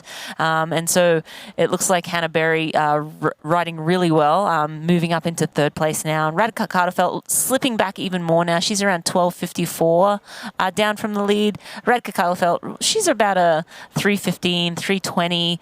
I think she's capable of running a lot faster, but that's sort of what we've seen from her over the Ironman distance so far. But again, now we're looking to see where Kylie Simpson is. And at last check, she was losing time to Lotte Wilms. She was down around 16 minutes back from Lotte Wilms at the 121 kilometre mark. So losing time. She ran only around 7 minutes quicker than Lotte Wilms back in Ironman Texas just in April, so not too long ago. But again, last year she did run, that 2:51 time. So does she have the legs to do that today? It remains to be seen. But again, Lotte Wilms in a really good position. And then when we go and think about overall standings, our researchers have told us that if Kylie Simpson is within 21 minutes of the front of the race, she will move into the lead in the overall standings. If Lotte Wilms wins this race and takes 5,000 points, again, Lotte Wilms did Ironman Texas, so she has one score on the board. She'll move into about third place. So Kylie Simpson has a 70.3 or two 70.3 scores on the board, so that will just rocket her up into first position. Yeah, a couple of great scenarios, race scenarios coming up both in the men's and the women's, like you were just saying, not only for overall honours, but for the points as well of the Ironman Pro Series as we head toward our next one, which is going to be Ironman 70.3 Mont Tremblant, which is next weekend, and then we'll be heading over to France for 70.3 Les Sables d'Olonne, right there in the western part of France there, so it's going to be exciting times coming up ahead. And then on the men's side of things, you got Matt Burton out there leading right now. Now Matt's he's sort of a little bit on a rise here, like he's been running a little bit faster, and he's 36 years of age, and last year he was actually second in Western Australia with a 2:44. It's a dead flat course in Western Australia, but this year Mike Phillips is cycling along in that chase group. He's already run a 2:43 in Ironman Australia there in Port Macquarie earlier this year. So, well, actually just it was early last month in May. So Mike Phillips is doing very well as well. All right, so we're looking down at nice overhead shots at this point in time here. We've got a lot of films. We've got Lauren Brandon out there, but our leader on the road right now is this young man. This is 36-year-old Matt Burton from Australia. He's trying to push as hard as he possibly can out on the highway at the moment because it's not too far away before he gets off the bike in downtown Cairns and heads out onto the Hoka run course here. So it's Matt Burton still leading. Yeah, Matt Burton's still leading, but we've talked about Joe Skipper and how well he can run. Braden Curry, how he's run 2:36 here, but Mike Phillips is a low 2:40 runner as well. Arnaud Gilio, also a low 2:40 runner. Gregory Barnaby is the athlete on the rise, and he was 8th at the World Champs, ran at 2:44 in Nice. So Gregory Barnaby is, I think, lurking. He's right in there. Thanks, Matt. Lieto, he was reminding me that Gregory Barnaby has what it takes to possibly have the fastest run here today. That's big words when you've got Braden Curry, who's a 2:36 marathoner on this course. But again, it just remains to be seen who has the legs on the day. We are going to run away to a break, and we will be right back. Don't go away. Yeah, Joe Skipper, he just seems like he's on today. I mean, he didn't have a great swim, slower than we would have expected from Joe, but he's been flying on the bike today. And now, as we see him bridge up to that main group of men, we are in for some fireworks in this run. I'm excited to see what happens. But again, Matt Burton just, who knows, he might just run away with it as well. You never know. He's going to have a go, that's for sure. And according to your husband, Tim O'Donnell, it was nice of Tim to come into the studio just for a little bit and join us there, Marinda. And here goes Joe Skipper right on cue there, just getting after it. I think that he's going to make a big effort here, a big surge toward the end of the bike ride here. It's going to be Burton coming in off the bike here on the full gas bike ride here today in first place. But in second place, third place, right down to seventh place, who knows what's going to happen, but it will be fireworks in the transition zone. The second transition is different from the first. First being out at Palm Cove, and there, just like that, Matt Burton is off the bike in a very, very good time today. He's had a great bike ride, a 4:05.54. Wow, what a great day that Burton has had. Let's go down to Matt Lieto, who's standing by. Race. We saw him play second. There we go. We're here with Matt Burton straight off the bike. Look, nice and calm coming off, looking for his bag. There he goes. He found it. We're going to follow him. What he's going to do right now is run through this change tent and get all his goods, put socks on if he wants them. Obviously he's going to put his shoes on to get ready for the Hoka run course. We're not going to follow him into where he's actually changing, but this is kind of the way they're going to do it. He's going to go left in here. We're going to go right in here. And then we're going to watch him come out and see really how he looks when he's all set and ready to go. But, man, these folks are super excited, ready for Matt to come in. As you said, he's got great talent as a runner, obviously as a cyclist. And I think you guys had great commentary that he wants a little bit of a gap, just a cushion on the rest of those athletes. He knows there's some fast runners, 2:37, I think you said, Greg, with Braden Curry, and obviously some low 2:40s. Joe Skipper is allergic to running anything over 2:41, I think. Talked to him a couple days ago, and he said, I just start at 6-minute mile pacing. see how long I can hold it, and that usually will do you pretty good. So not a lot to the tactics there from Joe, but very effective, especially I think more likely to hold that he was able to kind of set his own pace today. Really wasn't trying to chase quickly. But Matt Burton, not taking his time per se, but like doing all the little things he needs to in transition. But we're going to see him come out from under this tree here. There we go. We see Matt Burton jogging, still putting his watch on, getting ready to go. Oh, looks good. Oh, yeah. Chatting a little bit, no problem from Matt Burton. He's ready to go. He said a little hot maybe, but he looks calm. When an athlete looks at you first to smile and recognize you, and then to interact with you and seem that genuine, you would think maybe he burnt like a very big match for that gap, but he's good. And we know he had a foot infection earlier in the year, so we're hoping he's ready to go now. But energy-wise, he's great, and we're going to get on the other side and watch these other athletes come into transition, guys.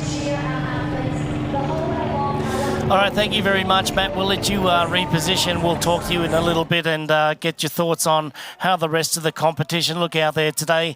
And this is Matt Burton overtaking some of our 70.3 athletes as our chase group come on into our transition right now. The Wahoo Element Bolt says 4:05.54, unofficially a race best here right now in Ironman Cairns here. So the distance at 112 and 180 kilometres. We'll look at the record books or the race bests, and we do believe he's taken Cam Worth's record down. We will confirm and get back to you on that one. Now, talking about this group right here, Marinda, we were talking about on paper the fastest runners, and out of this group here, we've got Braden Curry and Joe Skipper being the two fastest runners, with the emerging, athlete of Gregory Barnaby and Gio, we don't know what's going to happen there. Josh Amberger, he can run around that 3-hour marker every day of the week. So look out for Joe Skipper and Braden Curry to be the early leaders out of T2 with Gregory Barnaby. And Mike Phillips too. He's around 244. 243 this year, yep. Yeah, earlier this year in Ironman Australia. So yeah, a lot of like low 240 marathoners. Braden Curry probably with the only, I don't want to eat my words, but I feel like he might be the only sub 240 marathoner. That so far, obviously, we're talking about on paper and historically. But Joey Skips run sub 240 as well. A couple of times, yep. Yeah, so those are the two that have done that. But again, you can't predict what a young talent might be able to do. Mike Phillips, Gregory Barnaby, what do they have up their sleeve? Can they go faster than that today? And as we've said, it looks like it's going to be a record-setting day with, that super fast Matt Burton. 4:05 is insane on this course. And I see a little bit of fatigue just setting into Lauren Brandon right now for the very first time. The lead has gone out to around about 50 metres or more from Lotta Vilms there. So Lotta is really, putting it down, putting the hammer down now as she moves towards Trinity Beach. And then the next town will be Cairns, downtown. So a lot of Films is really putting the hammer down now and trying to establish a little bit of a gap of her own, going out onto the run. But for Matt Burton today, what a great bike ride. By the time we get back to our men's race, we're going to have a very, very close T2. Transition area number 2 is going to be really, really electric down there. And I know that the runners there will be super excited, unlike Matt Burton. Very chill and relaxed, and that's exactly how you should run out. Get into your pace, he said to Matt, during the week, if I can just run, 6-minute miles and get out there and see how far I can take it, that's a great attitude. For me, don't go out and run like a 5:30 in the first part, because you're just not doing yourself any justice there at the 20-mile marker on a marathon. That's where it really hurts you. 6-minute miles, if you can hold on to that, that's sub 240. It's around about 236 to 238. Yeah, so if he can hold on to 6-minute miles for the majority of that marathon, he'll be looking very good as he comes off the bike first. But we are looking at race women's leader, Lotta Vilms. She has been pushing the pace all day long. She has Lauren Brandon lurking not too far behind her. Hannah Berry up in third now, only 2:17 down. So now Hannah making a little bit of inroads on Lotta Vilms. Rebecca Clark down at 6 minutes. We're going to throw back down to Matt Lieto in transition. Mike Phillips, he is a multiple Ironman champion. Thanks so much, Renee. We got Matt Burton here off the bike. Very quick to grab his bag. Top row right behind him is Joe Skipper. looks calm, very focused, does not look too bad. Barnaby also looks calm, focused, but almost ran past his bag. Now he's got it. Braden Curry knows where he's at, bib number 1. Not too hard to find. Josh Amberger, bib number 8, grabs that bag, tries to get it off. There he goes. He's good to go. One more on No Gio. Last one in here, bib number 10. Braden Curry actually having trouble finding that bag. Braden Curry cannot find bib number 1. Bib number 1. You try to find him. There you go. He was error to Braden. I don't know if we got that. We apologize if you got that. But he was looking under the female bib number, not the male number. So he found his bag. We're good to go. But we're going to go. These guys are going to be coming through here quick. But as far as observations, Arnaud Guillot looked great as well. Braden composed. He laughed at himself a little bit, even though he obviously was confused and pretty stressed out there for a second. So we're going to go through here. Go through here and see where these athletes are out. And first out of this group is Barnaby. He's not sure where he was supposed to put his bag. He knows he needs to give it to somebody.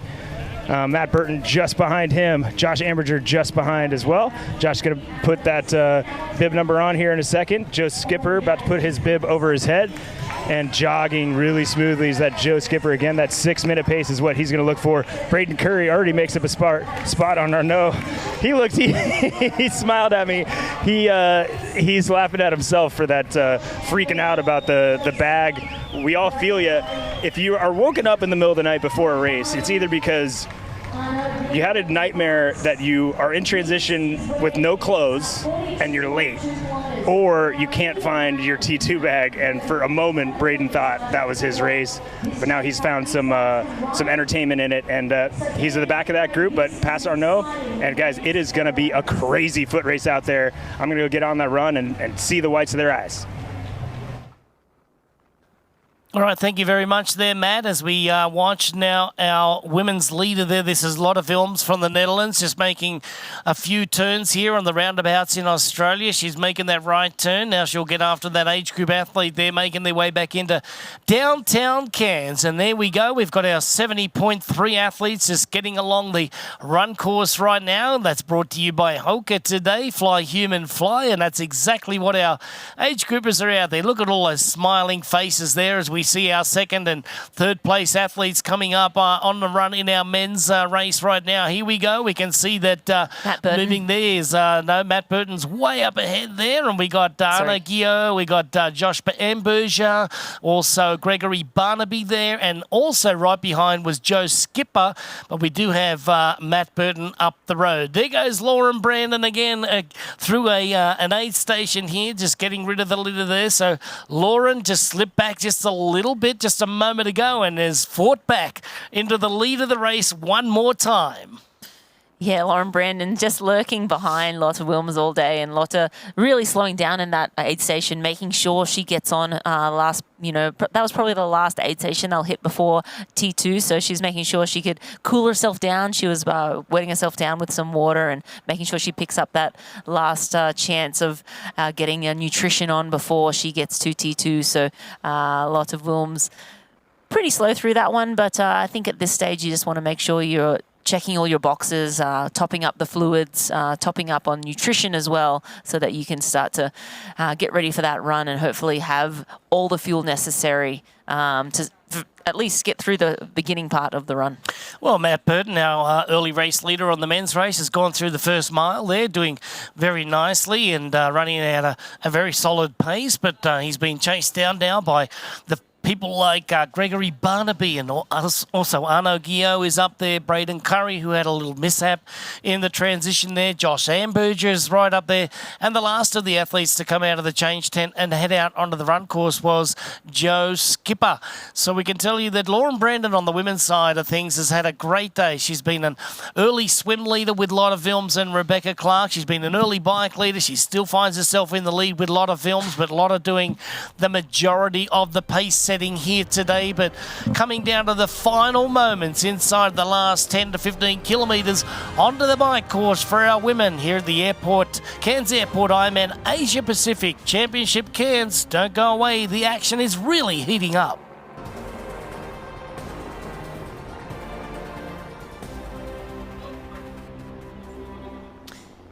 Cairns Airport Ironman Asia Pacific Championship, Cairns, is brought to you by AG1. Better finishes start with AG1. And by VinFast. Boundless together. Gotta love the all-electric VinFast vehicles. Love to see them out there and in the USA. And gosh, I'm thinking about going electric. I'm going to have to get electric here pretty soon. VinFast going to be the way to go. Boundless together. There is Lauren Brandon. She's making her way into Cairns downtown area right now. A lot of films is just right in there behind Hannah Berry, not too far away. So we're going to have an exciting race in the women's race right away from the outset in the first kilometre. We may have 3 ladies running together just like the men's race. Today we had 1 running out, but then we had 5 more just running out in a hurry. That was Barnaby and it was Arno Guillot. There was Mike Phillips and Josh Amberger, and the last of those to go out was Joe Skipper from the United Kingdom. So we've got a great race happening in the men's right now, but we're about to have another running race here in our women's division. So we are inside the last kilometre here. They're now rocketing their way toward Matt Lieto. We're going to go down to Matt here in just a little bit as he's standing by, about to get his report going here. And I can tell you what, Matt, we've got a fast, hard-charging lot of films. She's trying to overtake Lauren Brandon to go into the triathlon, into the transition area number 2 in first place. There is Lauren now just sensing that lot of films is coming up. There was a speed bump, standing up out of the saddle and getting ready to jump off those bikes. They'll be reaching down momentarily there, Marinda. They'll be undoing the shoes and then... yeah, they'll ride a little bit further and then they'll have to hop off those bikes, jump off. They'll have to hop off before the dismount line, of course. They need 1 foot on the ground before that bike crosses that dismount line. Otherwise, there's like a 30-second penalty. But these women are seasoned professionals. They will be off the bikes before that. But interestingly, we have Hannah Berry at only 120 back now. So she's made inroads in this last section on the bike, that last long drag into town. But yeah, we are in for a treat on this run course. And then, yeah, the stopwatches everywhere will start once those women get on for Kylie Simpson to see if the defending champion has the legs today to get after it. But yeah, again, Hannah Berry, Rebecca Clark still yet to come off, Moriarty as well, and Radhika Kalafel as well. Yeah, Moriarty from Ireland there, and Hannah Berry's been the one to look at over the last 50 kilometres. She's really made some good time up on our leaders here, Vilms and Brandon. But Rebecca Clark has found another gear. She may have had a little bit of a lapse in, mental concentration, or a little bit of a downward spiral there on the nutritional side of things, and she went out to about a 4-minute deficit, now out to a 6-minute deficit. So she's got herself together as well. So coming in off the bike, a lot of films, and both Lauren Brandon have reached down. They've unstrapped their feet from the pedals there and the shoes, and they are getting ready to jump off those bikes. Will they jump off with freshness in their legs, or will they jump off with a little bit of a ginger step? We're just going to have to wait and see. But my guess is that these 2 ladies have ridden a very, very nice race today, but it will take its toll on the run course coming up. Vilms reaches down and undoes the shoes, as does Lauren Brandon, taking the opportunity as she sees the competition doing so as well. And Matt Lieto is now standing by and getting ready to see the freshness or the ginger coming off the bike here today. Now they make the last turn there. The right-hand side onto the Esplanade they go. This is it. They're inside of the last little bit here. They'll make the left-hand turn into the transition area, and then they will start their run and then on to the Hoka run course. Yeah, the last few kilometres here on the bike, you see the high-rises coming up there, all the hotels, and there's all the restaurants along there. That was what Lauren Brandon was referring to in her A Fighting Chance, just how it was really fun to race on this course because there's so many restaurants lining the course. You can go in and have a drink and then run out and cheer on your favourite athlete, go back into the air conditioning, hang out, a great spectator race here in Cairns, and these athletes momentarily jumping off the bike there. I'm sure we'll have Matt standing by to get us a look at what he is seeing, but they are rocketing towards T2 right now. Lauren Brandon getting her feet out on top of those pedals, and they'll ride with their feet on top now so that when they hop off the bike, they don't have to run through. We're running down to Matt Lieto right now. This is Michael Tong, Thanks so much, Rennie. Yeah, they're going to be here in just a moment here. You can see there's some hecticness happening around, so that means that they're coming. But we're going to expect to see some fast-footed women coming through here. We know we're going to see that smile from Lauren Brandon. We're going to kind of see where that energy is, if they spent too much energy or not. You know, we're always looking for those first few steps when they get off the bike. If they're stiff, if they look like their shoulders are stiff, if their legs are stiff, if their hips are stiff. And right now I can see them coming kind of into view, and they both look pretty darn good. Lauren looks nice and smooth. Lottie first into transition. I assume that she was first off of the bike as well, but they're going to run up this red carpet here, hand off their bike to our great volunteers, our bike catchers there. A little smile from Lottie as well. There we go. Lauren just gingerly hands off, gives a smile, gives a laugh. They go and grab those bags. There we go, and they're both going to just jog through what we've seen the men go through earlier. All these are kind of our age group bags. We're going to a lot of athletes out here today, so this bag zone is going to get a lot of work. But those two women just turned left to this female side. We're going to head through here and see them. We're not going in, don't worry, Greg. On the other side of the tent, we're going to see, once they have their shoes on, what they look like and how they feel, and if we still got those smiles on the faces. But to get both of these women showing a smile as they get off the bike is a good sign for them, maybe not as good a sign for the competitors. We see one of the other pro men getting out and heading out onto that run course. We're going to see right under this big tree, these women are going to come and start their journey. And again, I think you guys, and even it sounds like Lauren referred to it earlier, is that, man, this venue is amazing. Like, obviously it's beautiful. We've seen all the amazing sights that Cairns has to offer, but 4 laps, 3 out and back sections, get a lot of fan support. There's Lauren one more time, focused, no time for a smile this time. She's right at it, guys. Like, she's getting out and getting as much time as possible. She's not just trying to get out on that course and start the race. She wants to do it as quickly as she can. Not used to seeing her get out with such impetus early on the run course. Lottie looks good, but she doesn't look quite as like fresh and loose as Lauren does at this point. And, you know, guys, you referred to the amount of time that they need to be able to stay ahead of Kylie if she has a great run. They're still, they've got some work to do, because we know Kylie knows this course, knows how to run it well, knows how to use that fan and, you know, or the fans out here and kind of that hometown advantage when you've won it as much as she has to her advantage. And these two imposters, so to speak, I know Lauren's been out here before, but they're going to have a harder time working against that kind of hero that people are used to cheering for and watching cross the finish line first. But they have quite a head start, and it looks like pretty good energy from both. So let's get out on that run and see what's actually going down. Thank you very much there, Matt. And we can tell you that Hannah Berry had the fastest bike of the day, but it was nowhere near the time that Kylie Simpson did last year, just about 2 minutes or so slower than that. But thank you very much, Matt. We'll come straight back down to you when we get our next athletes there. But for the meantime, we've got Lauren Brandon that picked up a few seconds in transition. We'll get to those Morton transition times in just a moment there, but we can tell you that Lauren Brandon's got a 14-second lead on Lotte Wilms right now, and there's Hannah Berry that's just made her way out of the transition area as well. So it looks like Hannah Berry's had a great transition there, Rinny. Yeah, Hannah Berry, really fast transition, straight through transition there. Yeah, not wasting any time. I think she would have gotten a split right at the end of the bike there, and knowing that the women were just up ahead. Yeah, we have Lauren Brandon leading. She has about a 14-second lead. Then Lotte Wilms in second place, and Hannah Berry in third. We believe she will have had the fastest bike split for today. She's around 1:30 back, so maybe lost a little bit of time in just that last little stretch of the bike, because her transition looked super fast. Lotte Wilms rode a 4:43.26. I think that's the Wahoo Element Bolt. Yeah, that's Lotte's time, but we can tell you that the fastest bike of the day thus far is going to be going to Hannah Berry at a 4:42. She was just over a minute and 20 seconds faster than the ladies up front in the first two athletes. So it was a great ride by Hannah Berry today. It was like a little bit of a seesaw, you know, a little bit of a, what do you call it? We call it a seesaw in Australia.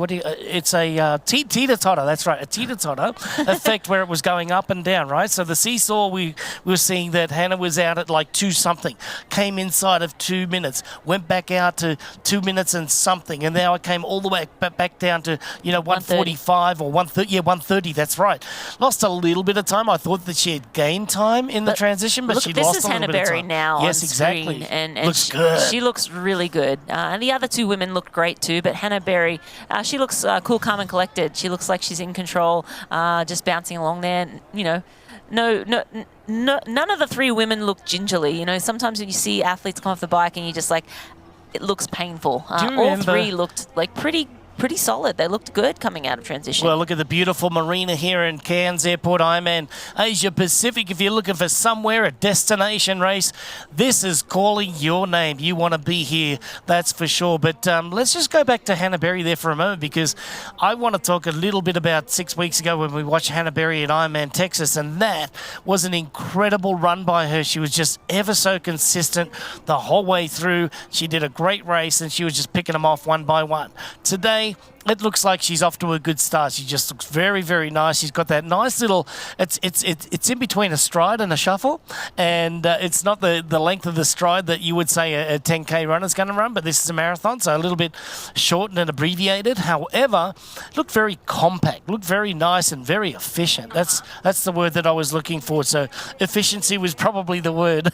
Absolutely, yeah. And the athletes here, this is a really cool section of the course too, because there are some restaurants along here, but the athletes get to run along this boardwalk here. It does get a little congested in the last lap of the race, but that's exciting too for the athletes, because they get to see the age groupers. The age groupers are cheering on the pros. And as we go down to the Morton top three fastest transition times, we had Lauren Brandon coming through in 1:55, Lotta Wilms 2:10, and Hannah Berry same time 2:10. So Lauren Brandon went through transition super fast there. Yeah, it was Lotta that went in about a second ahead of her, and that was that 14-second lead that she had coming out. And look at Lauren Brandon. She looks amazing. She looks amazing, and, the smiley Lauren Brandon that's just out there to enjoy herself. Maybe that's the attitude that she should adopt, further down the road as well, because, maybe she puts a little bit too much pressure on herself because she's so far up in the lead all the time and, trying to do all the pace setting. But I really like the fact that the last couple of races that she's, had a lot of films to ride with. I think that they really complement one another. And, today you can just see her, having a good start to the day. And a lot of films there at the bottom part of the bottom right of the picture, just coming into it right now, is just, getting out to a good start. All right, let's recap our top five in the women's right here at 5 hours and 16 minutes and 35 seconds on the clock. We got a lot of Wilms off the bike in first. Lauren Brandon in second from the USA. Hannah Berry and New Zealand's Rebecca Clark, both being from New Zealand, sitting in third and fourth. And rounding out the top five at 14:02 down is Gillespie Jones.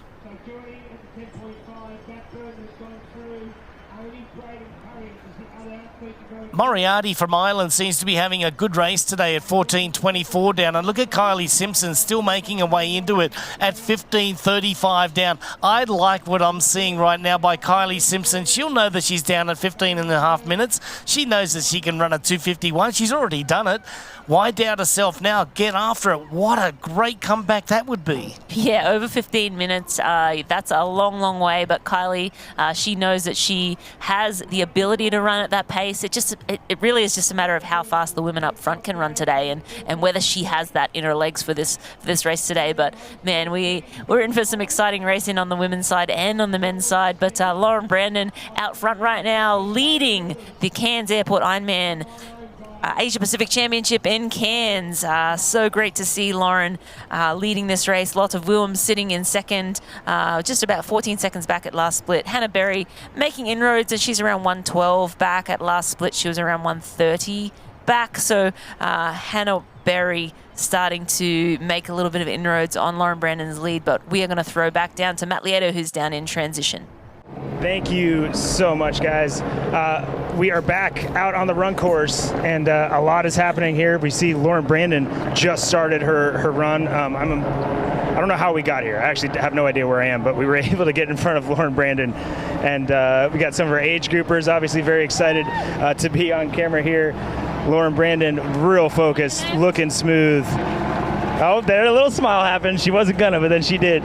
She got it. And then we've got our front runner here in the men's race, Matt Burton. First time we've seen him down up close as well. Lottie looking good, looking focused, not too far behind Lauren Brandon. Then the other way we got Braden Curry just doing Braden Curry things. Looks like he's bounding, always looks like he's sprinting out here, guys, and he looks as fresh as you can look for doing everything that he did. And you know, if I'm looking, there's a pretty substantial gap. I know you guys have a better idea of what those gaps look like, but he is definitely moving, putting time into Matt Burton. But Matt looks good. He doesn't look stressed or panicked. Like, you know, he had a plan. Obviously, that bike ride was insane how fast he went, but he knew, he set himself up for that. He knew what his body would feel like, more or less, if he had a ride like that. He's going to pay for it, and it's going to feel how it is, but he's not panicked about it. So right now we've got more of these athletes coming. It looks like we have Hannah Berry. I love this spot, and this is just what this race is all about. There's people everywhere. Look how good and focused she looks. She gives a smile. She is not stressed at all. Recognize that she's on, just gave a little smile, a little wink even. But again, this out and back section is so great. Arnaud Guillot coming as well. All these athletes are just right on top of each other. And guys, it's 4 laps with so many sections like this. It's amazing. Barnaby coming from behind right here as well. Looks a little bit labored. Oh, there we go, Josh. Glad we didn't get that hand gesture on camera. We're going to talk to Josh about that later. I've said relaxed a few times already. He looks very, very relaxed. He's not getting sucked into going out too quickly, too early. And then let's go from behind where we're at right now, and that last runner in the men's field that we're all looking for, and that is Joe Skipper, and he looks great. He looks as strong as he always does. He gives a little bark into the camera. Guys, you cannot doubt the energy of this race and what it brings out of people. I think we just had 8 athletes go by, and 6 of them said something to the camera or yelled at me or gave me a gesture. They're loving it out here. People love racing here in Cairns, and it's the amount that you get to be around the spectators and around everything just lifts you up. And these athletes have wings out here, and I can't wait to watch more of this run course and more of these battles. I mean, this is all tight. But the fact that I've been here 5 minutes and I saw the front of the women's race and the front of the top 8 or 7 of the men's race is crazy. Great racing going on here today. Let's get out and watch some more. All right, thank you very much, Matt. Great reporting, and the Junkyard Dog doesn't let us down whatsoever. And Matt, just to remind you, you are in North Queensland in the tropics, enjoying not only an incredible place in this world, and one of the 7 wonders of the world is not too far away from you, but you are having a great time down there, and we are full of action-packed racing right now. We got 2 incredible races that are unfolding in front of our very eyes right now. What we're doing now is looking down from high above on Lauren Brandon, about to be caught by Lotta Films. Now, Lotta Films ran out and she was 14 seconds down. Now she's down to 4 seconds down behind Lauren Brandon. Now, on the men's race, Braden Curry's making things very exciting all of a sudden. He's now down to 3 minutes and 40 seconds, so he's taken about a minute and a bit out of that lead from Matt Burton right now. So Braden Curry is absolutely flying on the men's side. The Junkyard Dog, that is Joe Skipper, making his way up. But impressive pacing by Barnaby, Arnaud Guillot, and Josh Amberge are running very smart races at this point in time. But look at this as we descend down upon the marina here at the Cairns Airport Ironman Asian Pacific Championship Cairns. And this is the pass that these 2 have been doing all day long. They've done it on the swim, they've done it on the bike, and they're continuing to push each other to a new level. Yeah, absolutely. It's just great to see competition at the top level. Lauren Brandon and Lotta Wilms just going back and forth all day today. They formed a great partnership on the swim and then on the bike, and now they're definitely no longer partners. They are enemies now as we hit the run course. You see Matt Burton coming through transition, an aid station there. Yeah, he really wanted that the cup of juice there for sure. That was one of the things that he's like, you know what? If I regret that later on, that was my fault. So stop. It's like, dropping a water bottle on the course, knowing that you've littered or you need that nutrition too. So stop, go back and get it. And, you know, he is losing a little bit of time here to Braden Curry. He is storming. He is in second place. He's after the lead and the victory to defend the championship. But we're going to find out a little bit later on. Don't go away. The action is getting way good.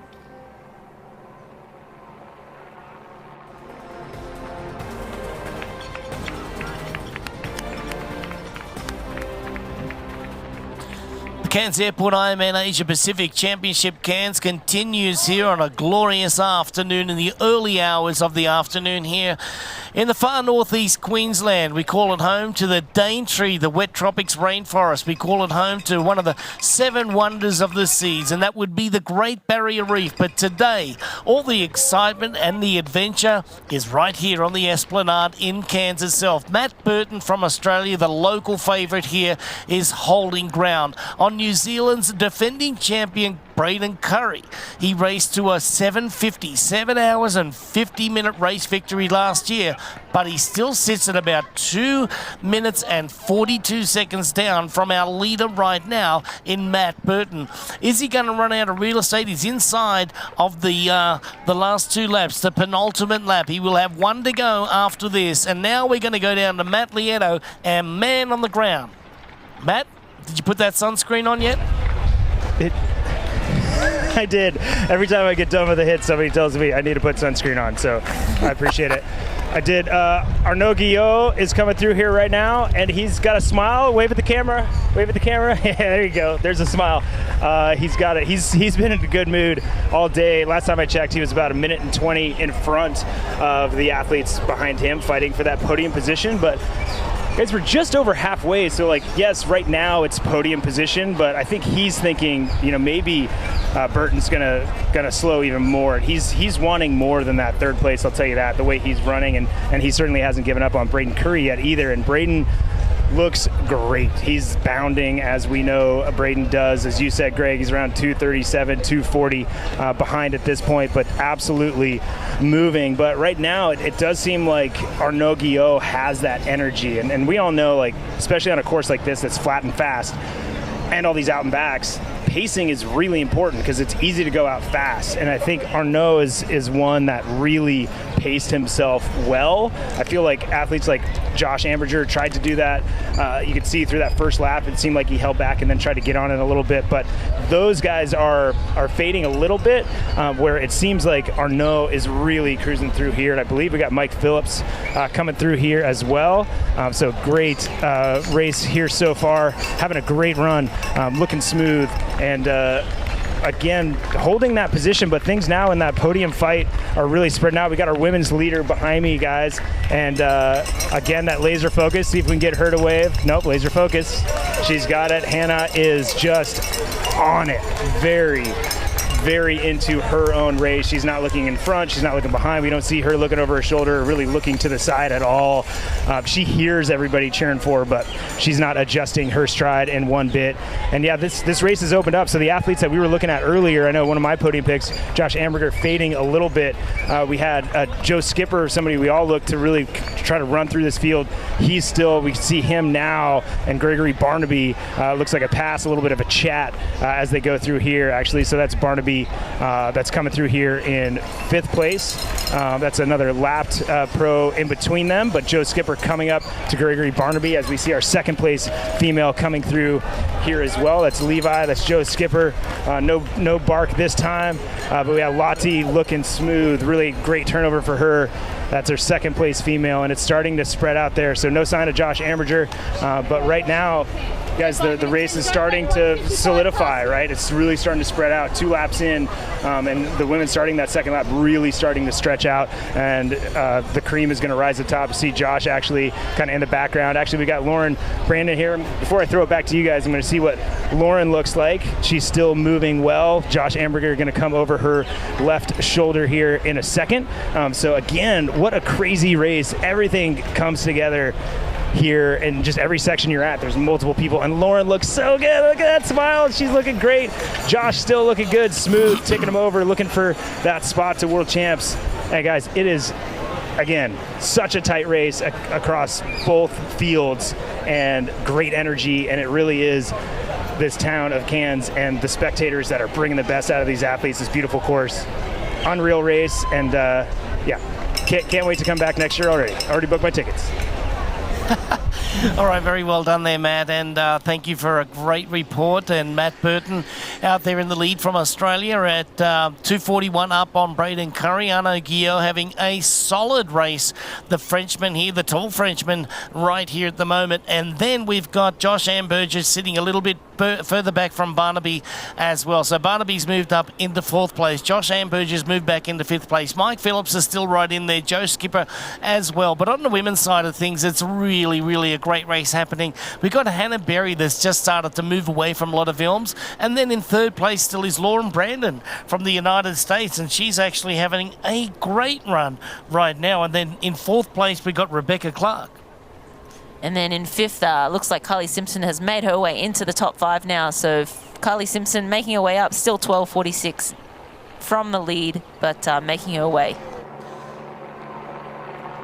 The Cairns Airport Ironman Asia Pacific Championship Cairns continues along the Esplanade in Cairns. We're in beautiful northeastern Australia. Yes, we're in the rainforest. We're in the beautiful tropics here. We're sitting up on top of the Tropic of Cancer, and I tell you what, one of the 7 wonders of the world, the Great Barrier Reef, is just off to the left-hand side there, just a few miles out to sea. And if you're in this neck of the woods, hop on a boat and jet on out there and have a good look around. You can go snorkeling, take a deep sea dive, lots available. You can go into the rainforest and have a nice hike or two, but it is absolutely gorgeous here as we look down on a beautiful Cairns. Electric is the word of the afternoon, because there goes Lauren Brandon going the other way out to the turnaround. This is Hannah Berry coming on the way back in to finish off a second lap. And in between those two is Lotta Vilms, and she's still inside of the minute. So by all means, Hannah Berry not running away with it. Lotta Vilms seems to be coming back. And I tell you what,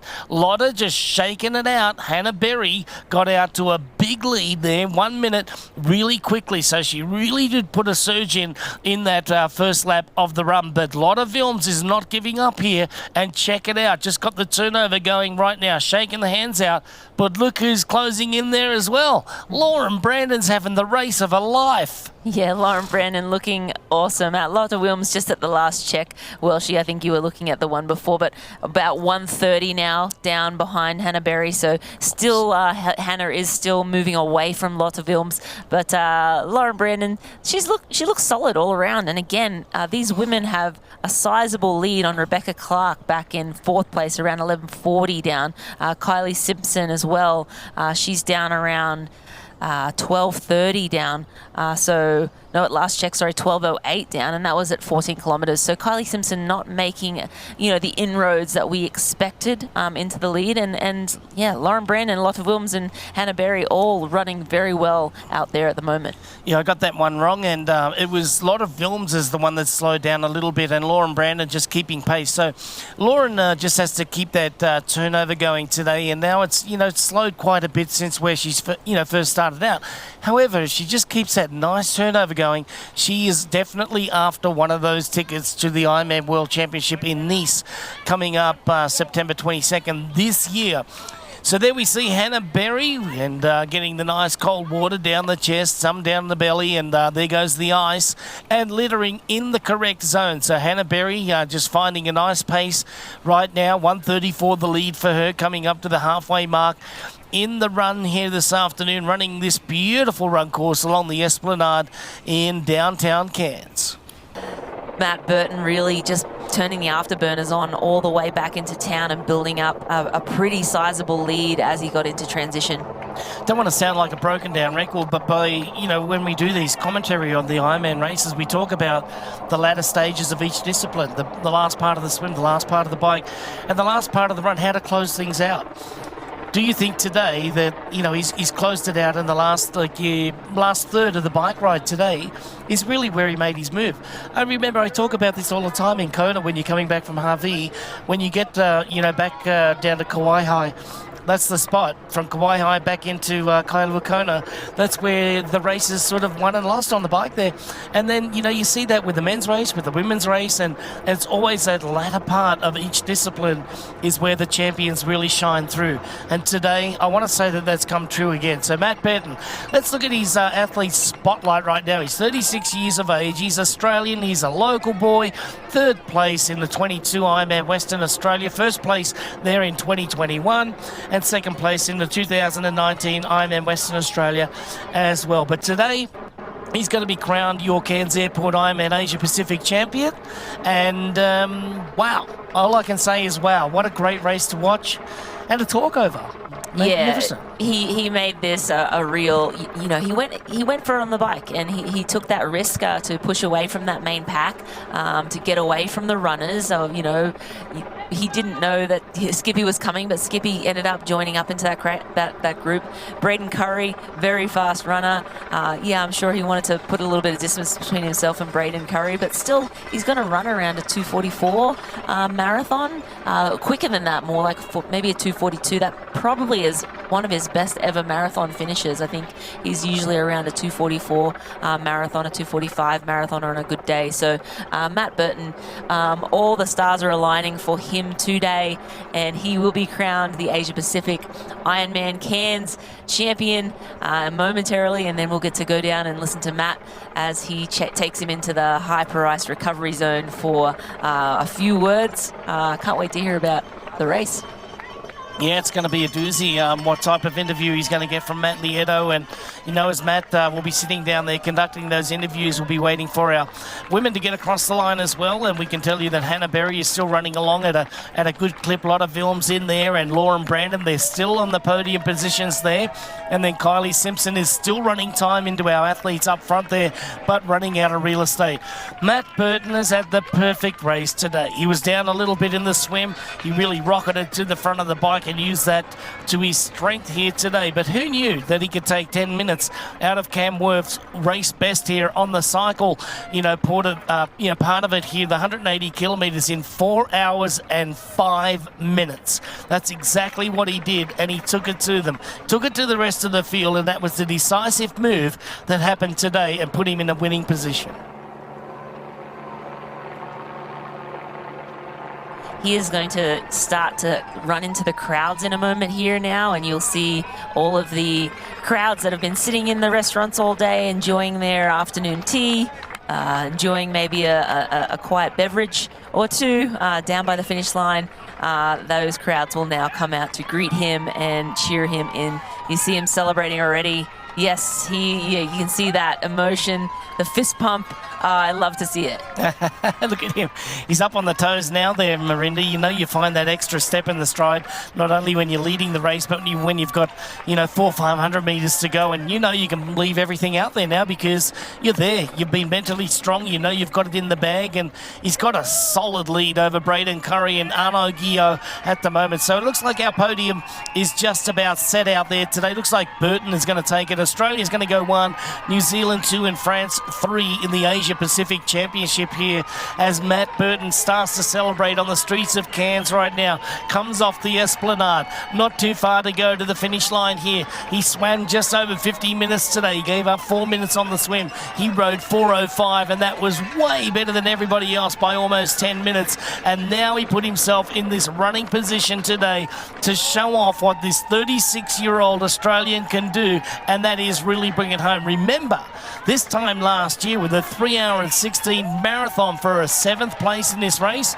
Well, boy, oh boy, anything can happen and anything will, and anything is possible at Ironman.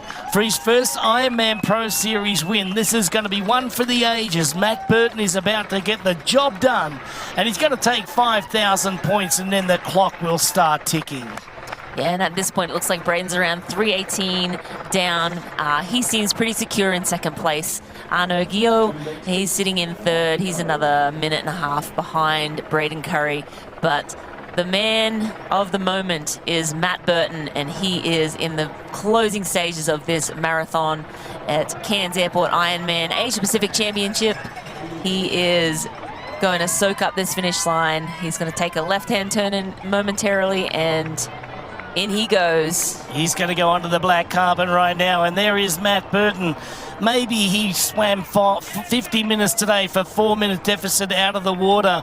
He did bike the best of anybody, but he was running scared. Knowing that you've got somebody like a defending champion, an Asia-Pacific defending champion like Braden Curry running you down, a 2:37 time for Braden last year is a solid run time. This is a flat run course, but it's brought the best out of Matt Burton from Australia today, because he's going to take this Asia-Pacific Championship and announce to the world that he is now one to look out for. He's going to take a race best as well today. So just over 50 minutes on the swim.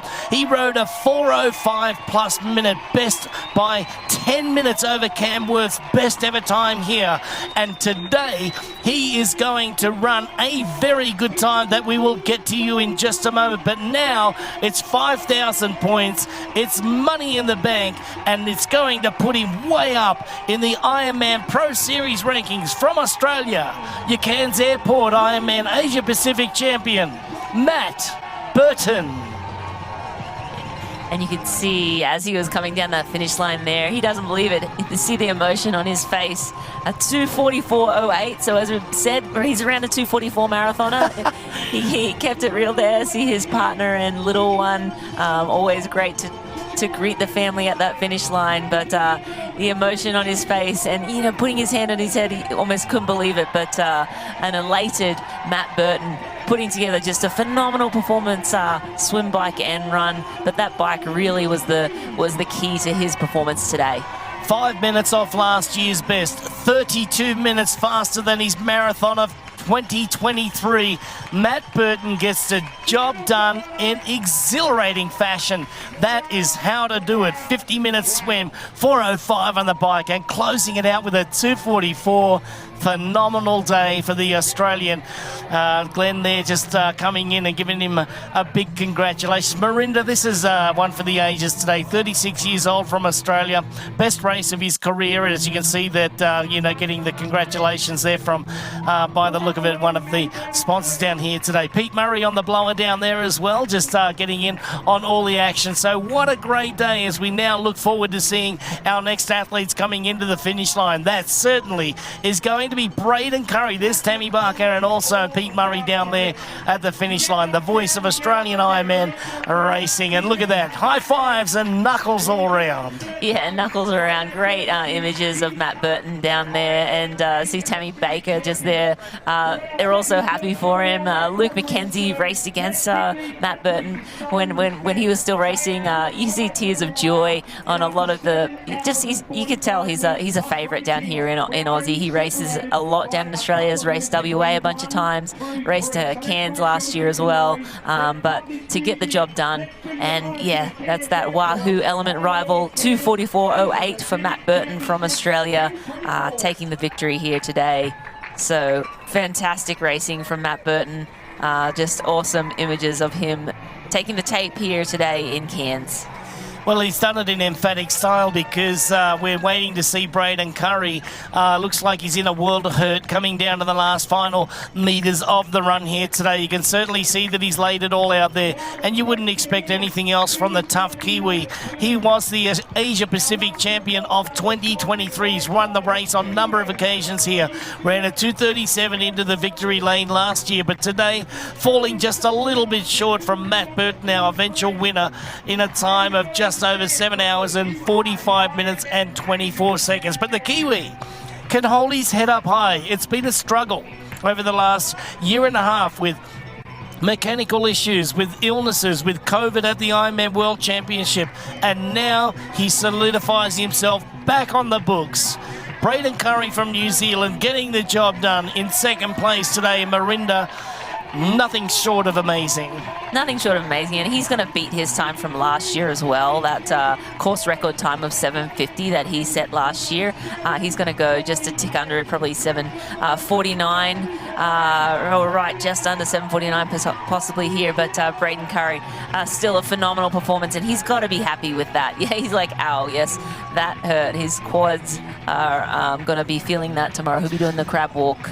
Yeah, down the stairs. They don't mould him any tougher than this guy. Tough as nails as he gets to the line here. That is an incredible race by second place. And I tell you what, Braden Curry was lucky to get in. By the look of it, it's Olish coming in from the Netherlands, and he's run from nowhere to pass Arno Guillot for the podium spot today. So how about that? What a turn of events over the last 5 kilometres.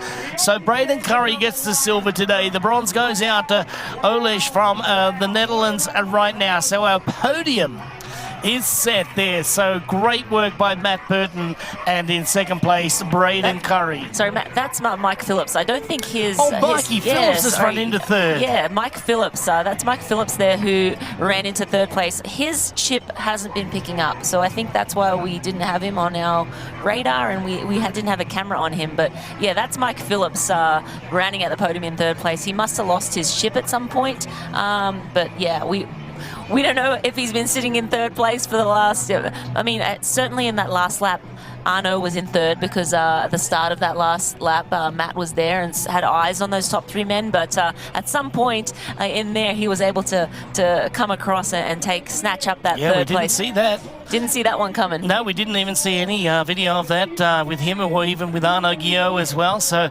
well done from Mike Phillips, a tough racer as well from New Zealand. So it's Australia, New Zealand, New Zealand. Our podium is set right now. Mike Phillips taking the bronze medal today in third place. So once again, let's wrap it up there. 7:45 there for our winner. That's Matt Burton. And coming in right now, Arno Guillot from France with the France flag across his back there. Well done to you there, Arno. What a great race today. You held tough for the first 3 laps in the run, and you came up just a little bit short as Mike Phillips takes third place across the line. Yeah, that 4th position just off the podium, it stings. He put it out there. He was hard charging, almost caught up to Braden before they started that 4th and final lap. But yeah, the wheels came off a little bit in that last lap. Unfortunately, wasn't able to hold onto a podium place, slipping down to 4th. But again, Mike Phillips sneaking in without us knowing into third place. His chip, as we mentioned, must have fallen off or not recorded because we didn't have him on our radar at all. We thought he might have dropped off. Well, things are getting very interesting in our women's race right now. Hannah Berry still leads. Lotta Wilms in second place. Lauren Brandon in third, but Simpson now is charging. She's down in 4th place, but she's only just down in 4th place. We can tell you now it's come down to 10:42. Lauren Brandon is out to 4:43.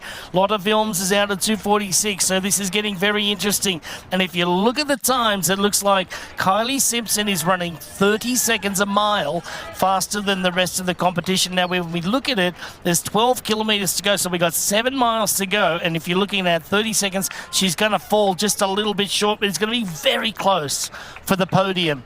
Just depends on what the athletes see at the turnarounds and if they know that they're going to get hunted. Yeah, and if they have anything left, more importantly. I think Lauren Brennan already fighting to try and, she had been fighting with Lotta Williams for a lot of that marathon, but now it looks like she's starting to slip back a little bit, sitting around 4:43 behind the lead and around 2 minutes behind Lotta Williams now, and that's at 27.7 kilometres. So, yeah, around 12 kilometres to go. Kylie Simpson sitting at 10:42. So, yeah, 6 minutes separate Lauren Brandon and Kylie Simpson. So, yeah, still some exciting racing to go.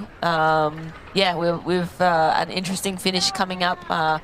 Can Lauren Brandon hold on to that third place, or will Kylie Simpson snatch it out of her hands? I think Lauren Brandon will fight all the way to the finish, as we know she will. But Kylie Simpson now making some solid inroads on the women ahead. Yeah, it's been a solid year for Hannah Berry on screen right now. We can tell you that, 27th of April, she raced Ironman Texas for a 4th place there with closing out with a 3:09 there. It was a great day. She rode a 4:41, so she was exactly the same time on the bike as she was down there in Texas, and just a little bit faster swimming out there today.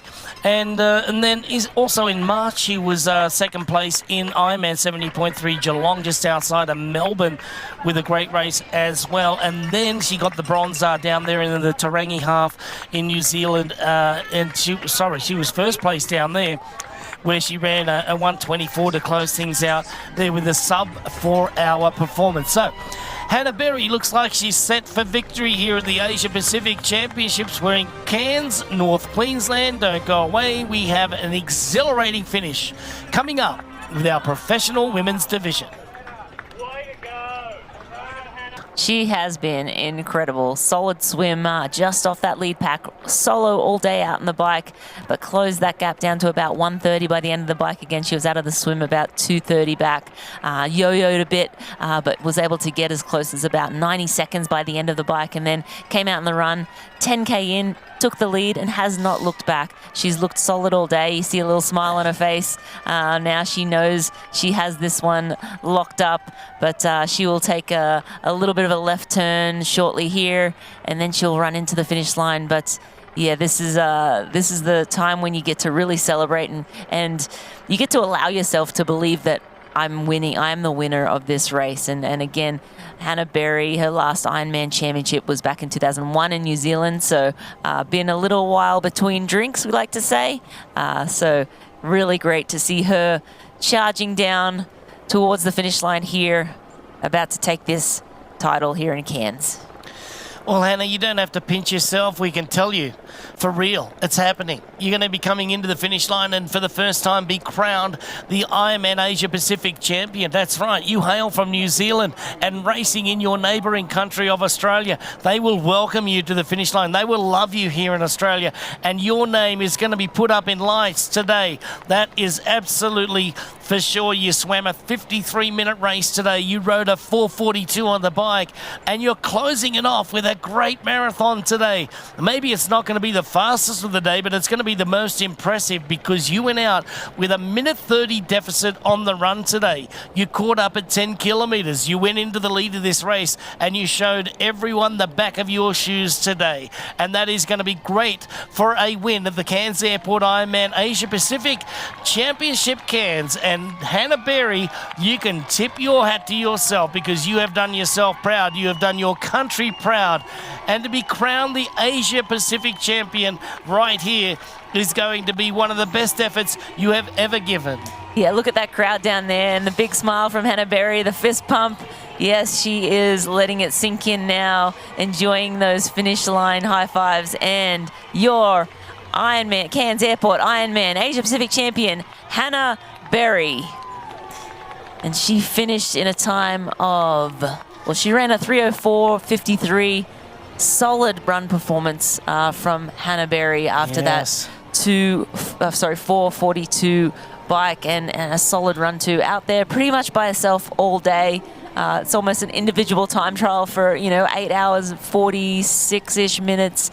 Solid day from Hannah Berry, and smiles all around. You see the Kiwis embracing one another. The athletes are all very close friends on the circuit, but yeah, Braden Curry there congratulating Hannah Berry on her first place today. Yeah, what a great race from Hannah today. She can't believe it, but she is the Asia Pacific champion right now with a 3:04, one of her fastest runs ever. And today with that 4:42 on the bike, it really did set it up for her because, like you said, it was a seesaw battle. Let's go over to the Wahoo Element rival right now with a 3:04.53. Closing it out today was Hannah Berry, not only for the win, but for the race here. Wahoo Element rival 3:04.53.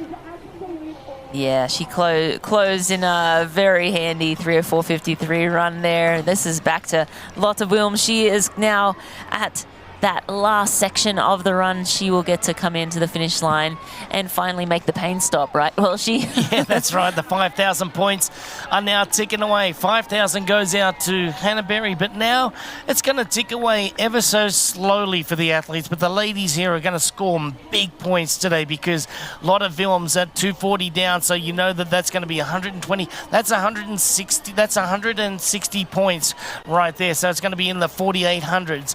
Kylie Simpson, it's going to be just a little bit less than that. And Lauren Brandon, she's going to close it out with a great sum of points. But the main thing for Lauren Brandon, she's going to grab one of those Ironman World Championship slots available today. But for the Dutch athlete, what a great swim. She was strong on the bike as she normally is and closed it out with a great run here in second place. An awesome race here from Lotte Wilms, second place at the Cairns Airport Ironman Asia Pacific Champs.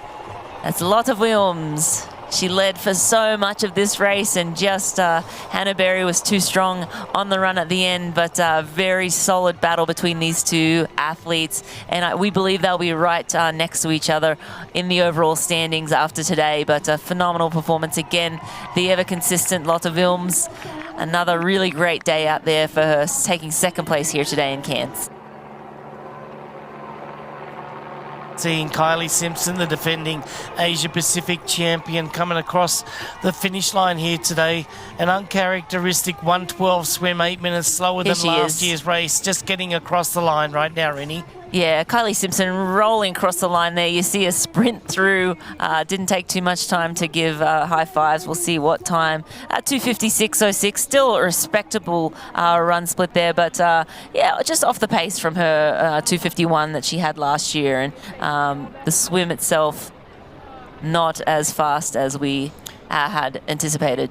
Kylie Simpson, as she said there, just disappointed that she didn't have the swim that she was hoping for, and taking third place. And here is the men's standings at the end of today. Matt Burton, 7:45, taking down that race best time from Braden Curry, 7:45.24, taking max points there. Braden Curry coming in second, 7:48.59, still faster than his time here last year, taking 4,785 points. Yeah, there we go with the 40 points there. So down to Tristan. Wow, Olich, yeah, Joe Skipper, Mitchell Kibbe, and also Barnaby hung in there. He was off to a flying start. Nick Thompson, a little bit disappointing with his crash and a penalty. And there's Joshy Amberger just rounding out the top 10 right now. Let's go over to the women's side here, Rennie, and take a look at that. We've got Hannah Berry that closed the race out today with an 8:44.31, earning maximum points. Lotte Wilms in second place, 8:46, and getting 48.58. Yeah, then Kylie Simpson taking third place there, 4,659.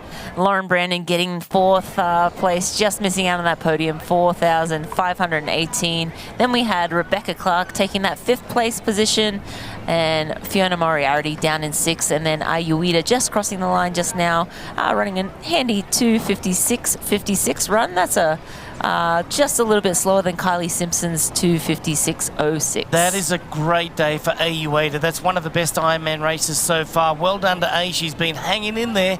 And this is now going down to 3,500 points. We don't have any points available now for our men's. Time has ticked by. Every second mattered, and it is done. On our women's side of things, 3,550 points still available for all of our women now, trying to reach that finish line. So Ayuida across the line in seventh place, expecting our next couple of athletes getting across the line in the next few minutes or so. What a great race we were treated to today. It was just absolutely amazing. The Cairns Airport Ironman Asia Pacific Championship Cairns. Great winners. Matt Burton, a 36-year-old from Western Australia, getting the job done with a horrific injury from December through January last year. And then also on the women's side of things with Hannah Berry from New Zealand. Just so tough out there. Yeah, and we're going to just quickly look at the overall standings. We have Kylie Simpson moving up 5 into the lead as we guessed. Fenella Langridge slipping down to second. Jackie Herring slipping 1 to third. Lotte Wilms up 11 to fourth. And Hannah Berry up 11th as well to fifth. A lot of movement in that top 5. We also have Lauren Brandon down the bottom there, up 48 slots into 10th place right now. And grabbing her ticket to the Ironman World Championship this year as well in September. Over to the men's side, Matty Hansen still stays in number 1 with 10,693 points. Patrick Langer still in second, but it's Nick Thompson that goes up 35 spots. 1 down is Lopez. Such goes down 1 as well. Braden Curry comes up 61. Big changes there today. Gregory Barnaby and Joe Skipper jumping up a bunch here right at the 6,124 for the Junkyard Dog. Well, with its stunning beauty, rainforest, breathtaking coastline, and vibrant community, Queensland provided the perfect playground for today's race. Ironman would like to acknowledge the traditional owners of the land in which this event takes place. The Irigini and Gimoy Wallabara Yidiji people, we pay our respects to the elders past, present, and emerging. And we recognise their continuing connection to the land, waters and culture. We would also like to offer a special thank you to Tourism Events Queensland, Cairns Regional Council, for their continued support in allowing us to hold this event again this year in Cairns. The aerial coverage brought to you today was from TEQ, Tourism Events Queensland, and today it was spectacular. In the Ironman Pro Series, every second matters, with 5,000 points going to today's winners. It was crucial for all remaining finishers to push themselves to get as many points as possible. Watch more Ironman Pro Series coverage with exclusive on-demand race replays in the United States and Canada by signing up for Outside Plus today. For those not in the US or Canada, you can watch on-demand race replays by visiting proseries.ironman.com. The next Ironman Now broadcast of the Ironman Pro Series will be Sunday, June 23rd for Ironman 70.3 Mont Tremblant. Coverage will begin at 6:30 a.m. Eastern Time. Watch the live broadcast for free. It will air exclusively on Outside TV in the United States and Canada. Globally, you watch on proseries.ironman.com, DAZN, L'Equipe Live. For our entire team, alongside Greg Welsh, I'm Marinda Carfrae. Thank you for watching Ironman Now coverage of the Cairns Airport Ironman Asia Pacific Championship, Cairns.